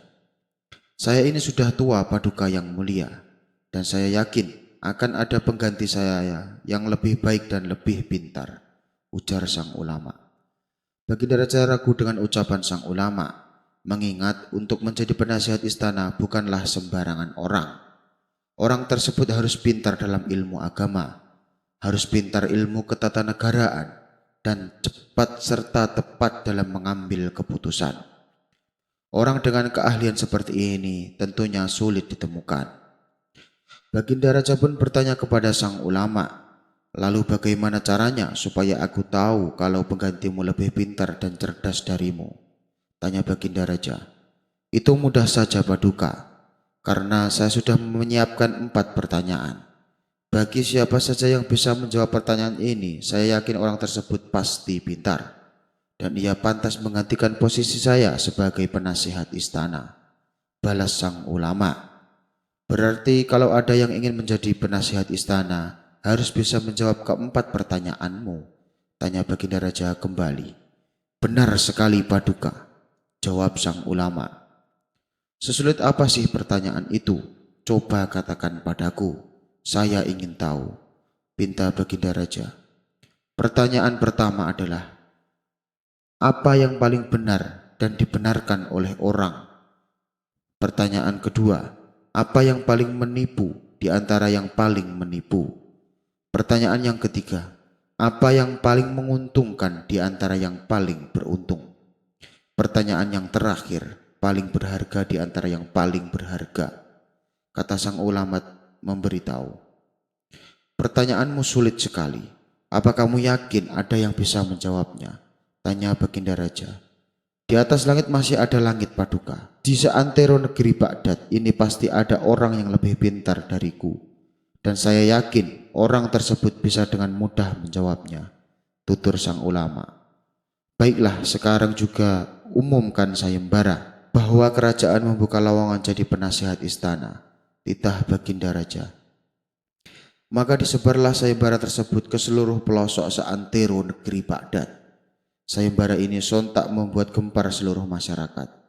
Banyak di antara mereka yang coba mendaftarkan diri, namun semuanya gagal meraih impiannya, karena tidak ada yang bisa menjawab 4 pertanyaan yang diajukan oleh sang ulama. Sementara di desa terpencil hiduplah seorang pemuda yang merupakan anak dari saudagar kaya. Pemuda ini sangat berhasrat ingin menjadi penasihat istana. Ayah, aku ingin sekali jadi penasihat istana, ucap si pemuda kepada ayahnya. Kehidupanmu sudah enak, semua kemewahan sudah kamu dapatkan. Untuk apa jadi penasihat istana? Tanya sang ayah. Kalau saya jadi penasihat istana, saya pasti akan disegani orang-orang. Mereka semua akan membungkuk hormat bila berpapasan denganku, jawab si pemuda tersebut. Sang ayah hanya tersenyum mendengarnya. Kamu yakin ingin menjadi penasihat istana? Tanya sang ayah memastikan. Iya ayah, saya ingin sekali, tapi kemana aku harus minta bantuan supaya aku bisa menjawab keempat pertanyaan yang akan diajukan? Tanya si pemuda. Pergilah ke kota Baghdad dan cari orang yang bernama Abu Nawas. Dia itu ulama sufi. Dia tahu semua jawabannya, balas sang ayah. Maka berangkatlah pemuda ini meninggalkan ke kampung halaman. Ia pergi ke kota Baghdad untuk mencari keberadaan Abu Nawas. Singkat cerita, si pemuda berhasil menemui Abu Nawas. Ia pun mengutarakan maksud dan tujuannya. Hai anak muda, apakah kamu bersungguh-sungguh dengan keinginanmu? Tanya Abu Nawas. Iya Tuan Nabu, jawab si pemuda. Baiklah, keinginanmu akan aku penuhi. Tapi syaratnya untuk satu jawaban kamu harus ikut aku selama 3 hari, ujar Abu Nawas. Tanpa pikir panjang pemuda itu mengiyakan ajakan Abu Nawas. Si pemuda lalu diajak pergi ke sebuah masjid mengisi waktunya dengan ibadah. Abu Nawas dan si pemuda iktikaf selama 3 hari di sana. 3 hari pun telah selesai. Si pemuda menagih janji kepada Abu Nawas untuk menjawab pertanyaan pertama. Tuan Abu, apa jawaban untuk pertanyaan pertama? Apa yang paling benar dan dibenarkan oleh semua orang? Tanya si pemuda. Itu adalah kematian, jawab Abu Nawas. Terima kasih Tuan Abu, jawab si pemuda kegirangan. Lalu untuk pertanyaan kedua, apa jawabannya? Tanya si pemuda kembali. Bila ingin tahu jawabannya, syaratnya kau harus mengikutiku selama 40 hari. Apakah kamu sanggup? Tantang Abu Nawas. Si pemuda sempat bimbang dengan syarat yang kedua. Apa tidak ada cara lain Tuan Abu? Tawar si pemuda. Terserah kamu, syaratnya hanya itu saja, jawab Abu Nawas. Baiklah Tuan Abu, saya turuti syaratnya, balas si pemuda. Selama 40 hari bersama Abu Nawas, banyak pelajaran ilmu dan pengalaman yang didapatkan oleh si pemuda. Selama itu pula Abu Nawas mengajarinya ilmu agama dan akhlak budi pekerti. Perubahan pun sedikit demi sedikit mulai tampak pada diri si pemuda. Sifatnya yang dulu sombong dan angkuh, kini menjadi pribadi yang santun. Si pemuda mulai menyibukkan dirinya dengan ibadah dan zikir. 40 hari pun berlalu. Abu Nawas lalu berkata kepada si pemuda, "Wahai anak muda, kau telah berhasil menjalani syarat ini. Sekarang katakan padaku, apa pertanyaan yang kedua?" Tanya Abu Nawas. "Terima kasih Tuan Abu. Pertanyaan apa yang paling menipu di antara yang menipu?" ujar si pemuda. "Oh, jawabannya adalah dunia," balas Abu Nawas. "Engkau bisa temukan ini di dalam Al-Quran. Dunia itu menipu kita. Segala yang kita usahakan siang malam bahkan sampai lupa waktu, pada akhirnya akan kita tinggalkan. Saat kematian kita datang, harta hanya kita pakai di alam kubur hanyalah selembar kain kafan. Apakah kamu tahu kenapa dunia dianggap rajanya penipu?" Tanya Abu Nawas. "Tidak tahu, Tuan Abu," jawab si pemuda tersebut. "Sebab jika ada orang yang menipu kita, maka pada kesempatan kedua kita tidak akan tertipu oleh orang yang sama. Tapi dunia ini telah menipu dan menghancurkan manusia terdahulu dan manusia sampai akhir zaman. Kelak kita terus sibuk dengan urusan duniawi sampai lupa akhirat. Padahal Allah sudah mengingatkan, jangan tertipu daya oleh dunia. Dunia hanyalah main-main. Dunia hanyalah kesenangan semua, tapi kita tetap saja tertipu. Entah sudah berapa kali kita ditipu olehnya," ucap Abu Nawas menjelaskan. Dengan seksama pemuda ini mendapatkan uraian yang disampaikan Abu Nawas. Setelah mendapat jawaban kedua, si pemuda kembali bertanya, "Kalau untuk pertanyaan yang ketiga, apa jawabannya Tuan Abu?" Tanya si pemuda. "Untuk kali ini syaratnya lebih berat. Kamu harus ikut aku selama 4 bulan, jawab Abu Nawas. Sesaat si pemuda merasa bimbang, tapi karena hasratnya ingin menjadi pejabat masih menggebu-gebu. Ia pun menerima persyaratan tersebut. Selama 4 bulan Abu Nawas mengajak si pemuda melakukan perjalanan dakwah. Selama 4 bulan itu pula keimanan dan ketakwaan si pemuda semakin dalam. Di samping ilmu agamanya kian bertambah, sifat-sifat baik dari dalam dirinya mulai tumbuh subur. Panca inderanya mulai terjaga dari maksiat dan dosa. Pada akhirnya perjalanan selama 4 bulan pun telah selesai. "Sekarang sampaikan padaku apa pertanyaan yang ketiga," ucap Abu Nawas. "Apa yang menguntungkan di antara yang paling menguntungkan?" kata si pemuda memberitahu. "Jawabannya adalah dakwah. Itu tercantum dalam Al-Quran surat Al-Imran ayat 104, terang Abu Nawas. "Lalu apa pertanyaan yang keempat?" tanya Abu Nawas melanjutkan. "Apa yang paling berharga di antara yang paling berharga?" kata si pemuda. "Jawabannya adalah surga. Itu tercantum dalam Al-Quran surat At-Taubah ayat 111. Begitu berharganya surga, sampai Allah telah membeli harga orang yang beriman digantikan dengan surga. Di surga ada bidadari, yang jika menetes air liurnya ke lautan dunia, maka seluruh lautan di dunia akan menjadi manis," tutur Abu Nawas. Setelah mendengarkan penjelasan itu, Abu Nawas bertanya kepada si pemuda, "Sekarang masihkah keinginanmu untuk menjadi pejabat istana?" tanya Abu Nawas. Dengan beruraian air mata pemuda itu menjawab, "Tidak Tuan Abu, ambisiku terhadap dunia sudah hilang. Aku hanya ingin fokus beribadah. Selama ini aku sudah terlena oleh kemewahan dunia, sampai aku melupakan Allah Tuhanku. Dan aku ingin menebus semua kesalahanku," jawab si pemuda. Abu Nawas pun tersenyum bahagia melihat perubahan sikap pada diri si pemuda. "Jadi karena alasan itukah Tuan Abu selalu menolak tawaran raja untuk menjadi pejabat istana?" tanya si pemuda. "Benar wahai anak muda," jawab Abu Nawas. Si pemuda lalu pamit pulang kembali ke kampung halamannya. Di sana ia kini menjadi pemuda yang alim dan rajin bersedekah. Sementara ulama berniat mengundurkan diri masih tetap menjabat sebagai penasihat istana. Sebab belum ada seorang pun yang bisa menjawab keempat pertanyaannya. Assalamualaikum warahmatullahi wabarakatuh. Sahabat Babar Official beriman, bagaimana kabarnya? Semoga kita selalu dalam lindungan Allah Subhanahu wa Ta'ala dan dilancarkan rezekinya. Amin, amin ya Rabbal Alamin. Sebelum lanjut ke cerita, alangkah baiknya tekan tombol like, komen, dan juga subscribe agar tidak ketinggalan dengan cerita-cerita kami selanjutnya. Terima kasih. Abu Nawas mengobati permaisuri. Dikisahkan beberapa bulan belakangan ini, Abu Nawas seringkali mengalami kerugian. Kebun buah-buahan yang dimilikinya selalu gagal panen. Ia pun lalu mencoba peruntungan nasib dengan beralih menjadi penjual bunga. Rencana Abu Nawas tersebut didukung penuh oleh sang istri, maka dibukakanlah toko bunga di depan rumahnya. Usaha ini mulai berkembang pesat dan dikenal oleh orang-orang, hingga pada suatu hari datang seorang utusan permaisuri membeli beberapa bunga di toko Abu Nawas.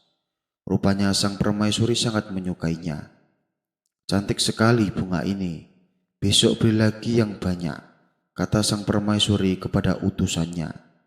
Keesokan paginya, utusan sang permaisuri kembali mendatangi toko Abu Nawas. Ia membeli berbagai macam bunga dengan jumlah yang cukup banyak. Tentu saja hal ini membuat Abu Nawas merasa senang. Apalagi hampir setiap hari sang permaisuri memborong bunga dagangannya. Abu Nawas pun mendapat keuntungan besar atas penjualannya. Beberapa hari kemudian utusan sang permaisuri tak pernah lagi datang ke tokonya. Ternyata sang permaisuri telah jatuh sakit. Tapi Abu Nawas tidak mengetahui kabar ini. Sakit yang diderita permaisuri cukup aneh sehingga membuat Baginda Raja sangat cemas.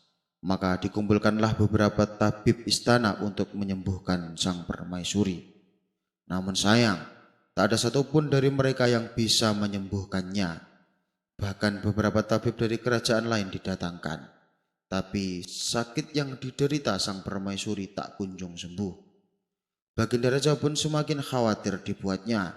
Lalu penasihat istana mengusulkan kepada Baginda Raja, "Paduka yang mulia, bagaimana kalau kita buat sayembara untuk rakyat? Barangkali di antara rakyat kita ada yang bisa mengobati permaisuri." Saran penasihat istana. "Benar juga usulanmu, mari kita adakan," titah Baginda Raja. Sayembara pun segera dibuat. Pagi-pagi para pengawal istana menyebar sampai ke pelosok negeri untuk mengumumkan sayembara. Bagi siapa saja yang bisa menyembuhkan permaisuri akan diberikan hadiah uang yang sangat banyak. Begitulah isi pengumumannya. Dalam waktu sekejap sayembara tersebut tersebar ke seantero negeri Baghdad. Mendengar sayembara dari Baginda Raja, orang-orang berbondong-bondong mendatangi istana berusaha mengobati penyakit sang permaisuri. Lagi-lagi tak ada seorang pun yang bisa menyembuhkannya. "Wahai istriku, sakit apa gerangan yang menimpamu?" tanya Baginda Raja. "Aku pun tidak tahu, aku tidak ingin melakukan apa-apa. Badan ini terasa lemas, sulit untuk menjelaskannya," jawab sang permaisuri. "Bagaimana ini penasihat istana? Upaya apa lagi yang harus kita lakukan? Sayembara sudah diadakan, tapi tak ada seorang pun yang bisa mengobati," tanya Baginda Raja bertambah kalut. "Jangan menyerah Paduka, tunggulah 2 hari lagi," jawab penasihat istana. Sementara itu di tempat lain Abu Nawas sedang menjaga toko bunga dihampiri oleh tetangganya. "Hai Abu Nawas, kamu sudah dengar kabar belum? Sang permaisuri katanya jatuh sakit," ucap tetangganya. "Benarkah? Pantesan beberapa hari ini utusan sang permaisuri tidak pernah datang lagi ke toko saya," jawab Abu Nawas. "Dan kamu tahu tidak, ada sayembara barang siapa yang bisa mengobati sang permaisuri akan diberikan hadiah uang yang banyak," tutur tetangga Abu Nawas. Karena merasa iba dengan kondisi sang permaisuri, Abu Nawas pun berangkat ke istana menghadap Baginda Raja. Melihat kedatangan Abu Nawas, Baginda Raja menyambutnya dan mempersilahkan duduk di sampingnya. "Saya dengar permaisuri sedang sakit Paduka," tanya Abu Nawas memastikan. "Benar Abu Nawas, saya sendiri heran dengan penyakit istriku, sebab tak ada seorang pun yang mampu menyembuhkannya," jawab Baginda Raja. "Kalau Paduka berkenan, izinkan saya mengobati sang permaisuri," kata Abu Nawas. Baginda Raja terkejut mendengarnya. "Kamu kan bukan tabib Abu Nawas, apa yakin kamu bisa?" tanya Baginda Raja tak percaya. "Apa salahnya bila dicoba? Bukankah yang bisa menyembuhkan adalah Allah? Dan kesembuhan tersebut bisa melalui siapa saja atas izin dan kehendak Allah," jawab Abu Nawas. Baginda Raja pun mengabulkan permohonan Abu Nawas. "Baiklah, Lalu ramuan apa yang kau bawa? Tanya Baginda Raja. Saya tidak membawa ramuan apa-apa Paduka, tapi izinkan saya berkeliling istana, balas Abu Nawas. Abu Nawas kemudian dipersilahkan berkeliling ke seluruh area istana. Saking luasnya istana, sampai sore hari Abu Nawas baru selesai berkeliling. Lantas Abu Nawas menghadap Baginda Raja. Paduka yang mulia, saya tahu obatnya yang bisa menyembuhkan permaisuri, kata Abu Nawas memberitahu. Sontak Baginda Raja sangat senang mendengarkannya. Katakan Abu Nawas, katakan apa obatnya? Tanya Baginda Raja tidak sabar. Obatnya adalah taman bunga Paduka yang mulia, jawab Abu Nawas. Taman bunga? Maksudnya bagaimana Abu Nawas? Tanya Baginda Raja bingung. Bukankah dulu di depan kamar permaisuri tadinya ada taman bunga? Kenapa sekarang jadi gedung pertemuan? Kembalikan tanaman bunga seperti dulu agar setiap pagi permaisuri bangun dan bisa melihat bunga-bunga. Pasti sudah lama permaisuri tidak berjalan-jalan di taman bunga. Karena itulah permaisuri merasakan lemas dan tidak bersemangat. Jelas Abu Nawas. Sejenak Baginda Raja terdiam. Ucapan Abu Nawas ada benarnya juga. Memang taman bunga di depan kamar istriku telah aku ubah menjadi gedung pertemuan, kata Baginda Raja dalam hati. Baiklah, akan aku coba pengawal bongkar gedung pertemuan dan dijadikan taman bunga yang lebih indah dari sebelumnya, kata Baginda Raja. Saat itu juga gedung pertemuan yang megah dan besar langsung dibongkar dan dikembalikan menjadi taman bunga. Beberapa hari kemudian taman bunga pun sudah berhasil dibuat. Abu Nawas lalu menyuruh sang permaisuri untuk membuka tirai jendela kamarnya.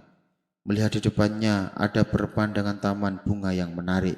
Sang permaisuri kaget dan kegirangan. Sungguh indah sekali, teriak permaisuri. Sang permaisuri segera beranjak dari kamar dan memasuki taman bunga. Ia berkeliling sambil menyentuh bunga-bunga yang bermekaran. Cantik sekali bunga ini, ucap permaisuri. Wajahnya pun kembali ceria, seperti ada energi di dalam tubuhnya. Sang permaisuri tak henti-hentinya tersenyum, bahkan sakit yang ia derita mendadak hilang seketika. Baginda Raja sangat bersyukur melihat perubahan pada istrinya. Sang permaisuri kini telah sembuh dari sakit yang dideritanya. Sesuai dengan janji yang diucapkan Baginda Raja, lalu memberikan Abu Nawas sejumlah uang yang sangat banyak. Ini hadiah untuk kamu Abu Nawas, karena telah berhasil menyembuhkan istriku, kata Baginda Raja sambil menyerahkan hadiahnya. Terima kasih Paduka yang mulia, sahut Abu Nawas kegirangan. Tapi bagaimana kamu tahu kalau obatnya adalah tanaman bunga? Tanya Baginda Raja penasaran. Begini Paduka yang mulia, beberapa bulan yang lalu sang permaisuri hampir setiap hari menyuruh utusannya membeli bunga di toko saya. Tidak terhitung berapa jumlah bunga yang sudah ia beli.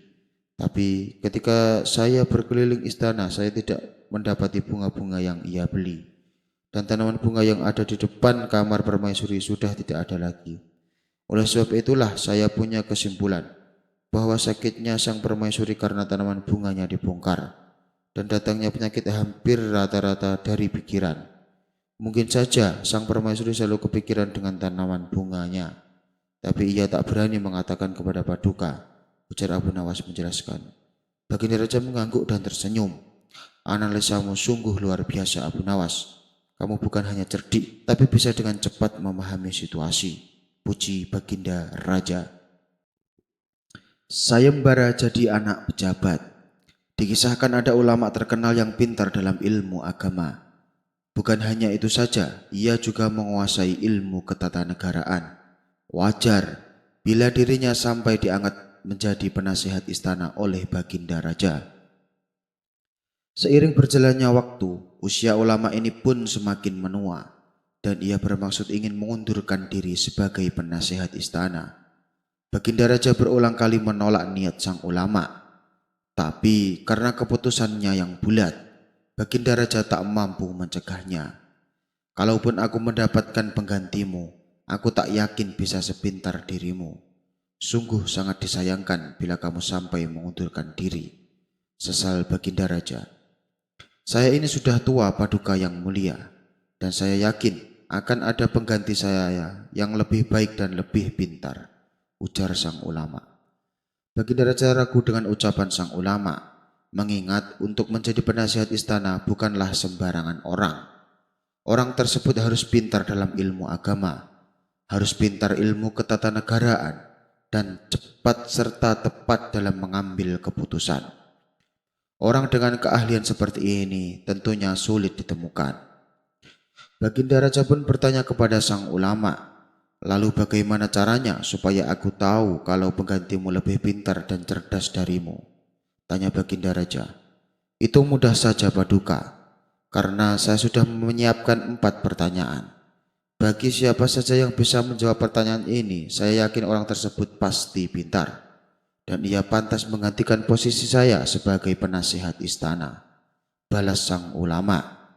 "Berarti kalau ada yang ingin menjadi penasihat istana, harus bisa menjawab keempat pertanyaanmu?" Tanya Baginda Raja kembali. "Benar sekali Paduka," jawab sang ulama. "Sesulit apa sih pertanyaan itu? Coba katakan padaku, saya ingin tahu," pinta Baginda Raja. Pertanyaan pertama adalah, apa yang paling benar dan dibenarkan oleh orang? Pertanyaan kedua, apa yang paling menipu di antara yang paling menipu? Pertanyaan yang ketiga, apa yang paling menguntungkan di antara yang paling beruntung? Pertanyaan yang terakhir, paling berharga di antara yang paling berharga. Kata sang ulama memberitahu, "Pertanyaanmu sulit sekali. Apa kamu yakin ada yang bisa menjawabnya?" Tanya Baginda Raja. "Di atas langit masih ada langit Paduka. Di seantero negeri Baghdad ini pasti ada orang yang lebih pintar dariku. Dan saya yakin orang tersebut bisa dengan mudah menjawabnya," tutur sang ulama. "Baiklah, sekarang juga umumkan sayembara bahwa kerajaan membuka lowongan jadi penasihat istana," titah Baginda Raja. Maka disebarlah sayembara tersebut ke seluruh pelosok seantero negeri Baghdad. Sayembara ini sontak membuat gempar seluruh masyarakat. Banyak di antara mereka yang coba mendaftarkan diri, namun semuanya gagal meraih impiannya, karena tidak ada yang bisa menjawab 4 pertanyaan yang diajukan oleh sang ulama. Sementara di desa terpencil hiduplah seorang pemuda yang merupakan anak dari saudagar kaya. Pemuda ini sangat berhasrat ingin menjadi penasihat istana. "Ayah, aku ingin sekali jadi penasihat istana," ucap si pemuda kepada ayahnya. "Kehidupanmu sudah enak, semua kemewahan sudah kamu dapatkan. Untuk apa jadi penasihat istana?" tanya sang ayah. "Kalau saya jadi penasihat istana, saya pasti akan disegani orang-orang. Mereka semua akan membungkuk hormat bila berpapasan denganku," jawab si pemuda tersebut. Sang ayah hanya tersenyum mendengarnya. "Kamu yakin ingin menjadi penasihat istana?" tanya sang ayah memastikan. "Ya ayah, saya ingin sekali, tapi kemana aku harus minta bantuan supaya aku bisa menjawab keempat pertanyaan yang akan diajukan?" tanya si pemuda. "Pergilah ke kota Baghdad dan cari orang yang bernama Abu Nawas. Dia itu ulama sufi. Dia tahu semua jawabannya," balas sang ayah. Maka berangkatlah pemuda ini meninggalkan ke kampung halaman. Ia pergi ke kota Baghdad untuk mencari keberadaan Abu Nawas. Singkat cerita, si pemuda berhasil menemui Abu Nawas. Ia pun mengutarakan maksud dan tujuannya. "Hai anak muda, apakah kamu bersungguh-sungguh dengan keinginanmu?" tanya Abu Nawas. "Iya, Tuan Nabu," jawab si pemuda. "Baiklah, keinginanmu akan aku penuhi. Tapi syaratnya, untuk satu jawaban kamu harus ikut aku selama 3 hari," ujar Abu Nawas. Tanpa pikir panjang, pemuda itu mengiyakan ajakan Abu Nawas. Si pemuda lalu diajak pergi ke sebuah masjid mengisi waktunya dengan ibadah. Abu Nawas dan si pemuda iktikaf selama 3 hari di sana. 3 hari pun telah selesai. Si pemuda menagih janji kepada Abu Nawas untuk menjawab pertanyaan pertama. "Tuan Abu, apa jawaban untuk pertanyaan pertama? Apa yang paling benar dan dibenarkan oleh semua orang?" tanya si pemuda. "Itu adalah kematian," jawab Abu Nawas. "Terima kasih Tuan Abu," jawab si pemuda kegirangan. "Lalu untuk pertanyaan kedua, apa jawabannya?" tanya si pemuda kembali. "Bila ingin tahu jawabannya, syaratnya kau harus mengikutiku selama 40 hari. Apakah kamu sanggup?" tantang Abu Nawas. Si pemuda sempat bimbang dengan syarat yang kedua. "Apa tidak ada cara lain Tuan Abu?" tawar si pemuda. "Terserah kamu, syaratnya hanya itu saja," Jawab Abu Nawas. Baiklah Tuan Abu, saya turuti syaratnya, balas si pemuda. Selama 40 hari bersama Abu Nawas, banyak pelajaran ilmu dan pengalaman yang didapatkan oleh si pemuda. Selama itu pula Abu Nawas mengajarinya ilmu agama dan akhlak budi pekerti. Perubahan pun sedikit demi sedikit mulai tampak pada diri si pemuda. Sifatnya yang dulu sombong dan angkuh, kini menjadi pribadi yang santun. Si pemuda mulai menyibukkan dirinya dengan ibadah dan zikir. 40 hari pun berlalu. Abu Nawas lalu berkata kepada si pemuda, "Wahai anak muda, kau telah berhasil menjalani syarat ini. Sekarang katakan padaku, apa pertanyaan yang kedua?" Tanya Abu Nawas. "Terima kasih Tuan Abu. Pertanyaan apa yang paling menipu di antara yang menipu?" ujar si pemuda. "Oh, jawabannya adalah dunia," balas Abu Nawas. "Engkau bisa temukan ini di dalam Al-Quran. Dunia itu menipu kita. Segala yang kita usahakan siang malam bahkan sampai lupa waktu, pada akhirnya akan kita tinggalkan. Saat kematian kita datang, harta hanya kita pakai di alam kubur hanyalah selembar kain kafan.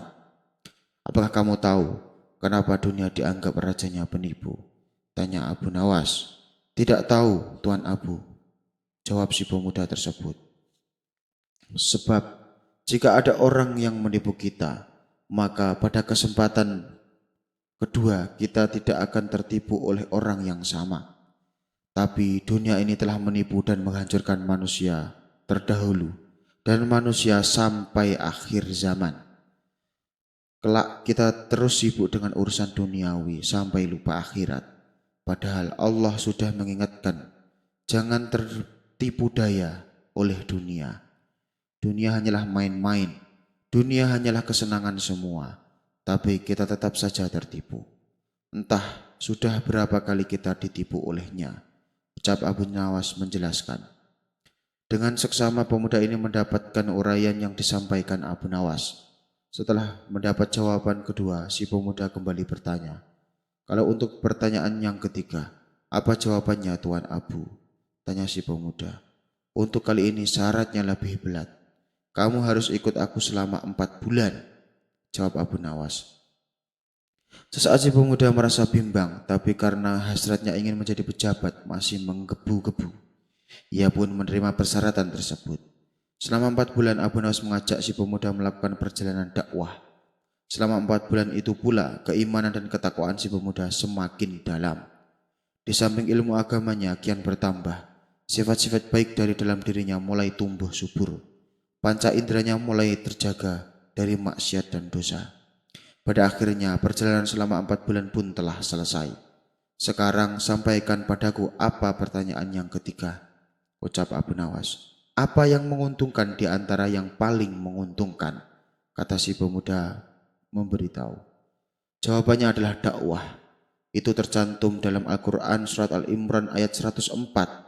Terang Abu Nawas. "Lalu apa pertanyaan yang keempat?" tanya Abu Nawas melanjutkan. "Apa yang paling berharga di antara yang paling berharga?" kata si pemuda. Jawabannya adalah surga. Itu tercantum dalam Al-Quran surat At-Taubah ayat 111. Begitu berharganya surga, sampai Allah telah membeli harga orang yang beriman digantikan dengan surga. Di surga ada bidadari, yang jika menetes air liurnya ke lautan dunia, maka seluruh lautan di dunia akan menjadi manis, tutur Abu Nawas. Setelah mendengarkan penjelasan itu, Abu Nawas bertanya kepada si pemuda, "Sekarang masihkah keinginanmu untuk menjadi pejabat istana?" tanya Abu Nawas. Dengan beruraian air mata pemuda itu menjawab, "Tidak Tuan Abu, ambisiku terhadap dunia sudah hilang. Aku hanya ingin fokus beribadah. Selama ini aku sudah terlena oleh kemewahan dunia, sampai aku melupakan Allah Tuhanku. Dan aku ingin menebus semua kesalahanku," jawab si pemuda. Abu Nawas pun tersenyum bahagia melihat perubahan sikap pada diri si pemuda. "Jadi karena alasan itukah Tuan Abu selalu menolak tawaran raja untuk menjadi pejabat istana?" tanya si pemuda. "Benar wahai anak muda," jawab Abu Nawas. Si pemuda lalu pamit pulang kembali ke kampung halamannya. Di sana ia kini menjadi pemuda yang alim dan rajin bersedekah. sementara ulama berniat mengundurkan diri masih tetap menjabat sebagai penasihat istana, sebab belum ada seorang pun yang bisa menjawab keempat pertanyaannya. Sayembara buah kurma. Seperti kita ketahui, di sela-sela kesibukan Abu Nawas, ia selalu menyempatkan waktunya mengajar anak-anak ilmu agama setiap sore sehabis asar. Dengan sangat antusias, anak-anak didikannya berangkat menuju rumah Abu Nawas. Mereka semangat untuk belajar mendalami ilmu-ilmu agama. Dari sekian banyak murid yang diasuhnya, ada salah satu murid yang bernama Ahmad.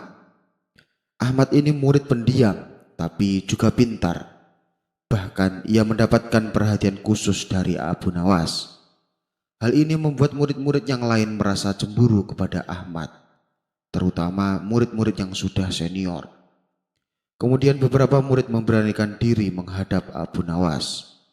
"Tuan Guru, bolehkah saya bertanya?" "Tentu saja boleh. Apa yang ingin kalian tanyakan?" ucap Abu Nawas. "Kenapa sih Tuan Guru ada perhatian lebih kepada Ahmad?" tanya mereka. Abu Nawas sontak kaget mendengarnya. Ternyata sikapnya terhadap Ahmad selama ini jadi sorotan murid-murid yang lain. "Kalian kenapa bertanya seperti itu?" tanya balik Abu Nawas. "Dia kan murid baru Tuan Guru, sedangkan kami sudah lama. Kami jadi murid Tuan Guru," balas mereka. Abu Nawas menangkap ada kecemburuan pada diri mereka atas perhatian dirinya kepada Ahmad. Agar tidak menjadi salah faham, lalu Abu Nawas mengumpulkan seluruh murid-muridnya. "Wahai anak-anakku, besok ada sayembara untuk kalian," tutur Abu Nawas. "Sayembara apa Tuan Guru?" sahut murid-muridnya penasaran. "Besok kalian harus membawakan saya buah kurma. Bagi siapa saja yang buah kurmanya paling manis, maka dialah pemenangnya. Dan sebagai hadiahnya, saya berikan sorban yang indah," kata Abu Nawas menjelaskan. Mereka pun antusias dengan sayembara yang diadakan oleh Abu Nawas. Singkat cerita, pada keesokan harinya mereka berlomba-lomba mencari buah kurma yang paling manis. Ada yang sampai rela beli di pasar dengan harga yang cukup mahal, dengan harapan supaya menjadi pemenangnya. Ada pula yang memetik di kebun kurma milik orang tuanya sendiri. Sementara Ahmad merupakan anak yatim dan miskin, hanya mempunyai 3 buah kurma di rumahnya. Meskipun kurma yang ia punya bukan kurma terbaik, tapi Ahmad antusias untuk mengikuti sayembara gurunya. Setelah masing-masing dari mereka mendapatkan kurma yang diinginkan, mereka segera berangkat menuju rumah Abu Nawas.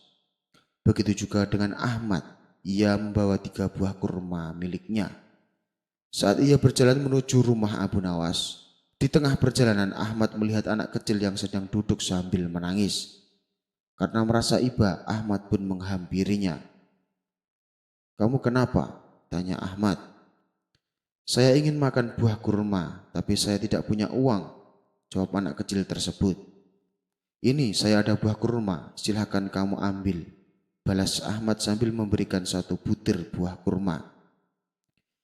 Anak kecil itu langsung tersenyum bahagia, ia pun mengucapkan terima kasih kepada Ahmad.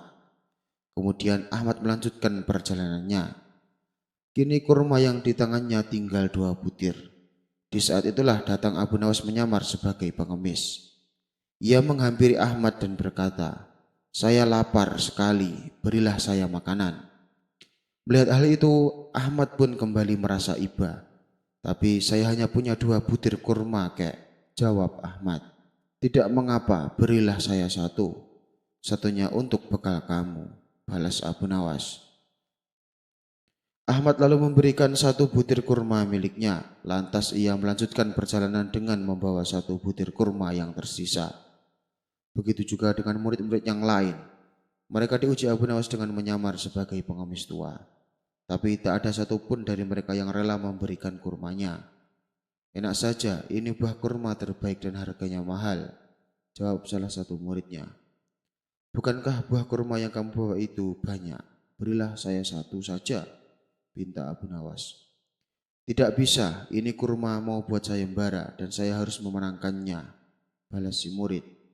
Kemudian murid tersebut meninggalkan si pengemis yang sebenarnya adalah Abu Nawas, gurunya sendiri.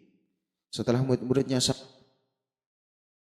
mereka masing-masing dari mereka kurma yang dibawanya.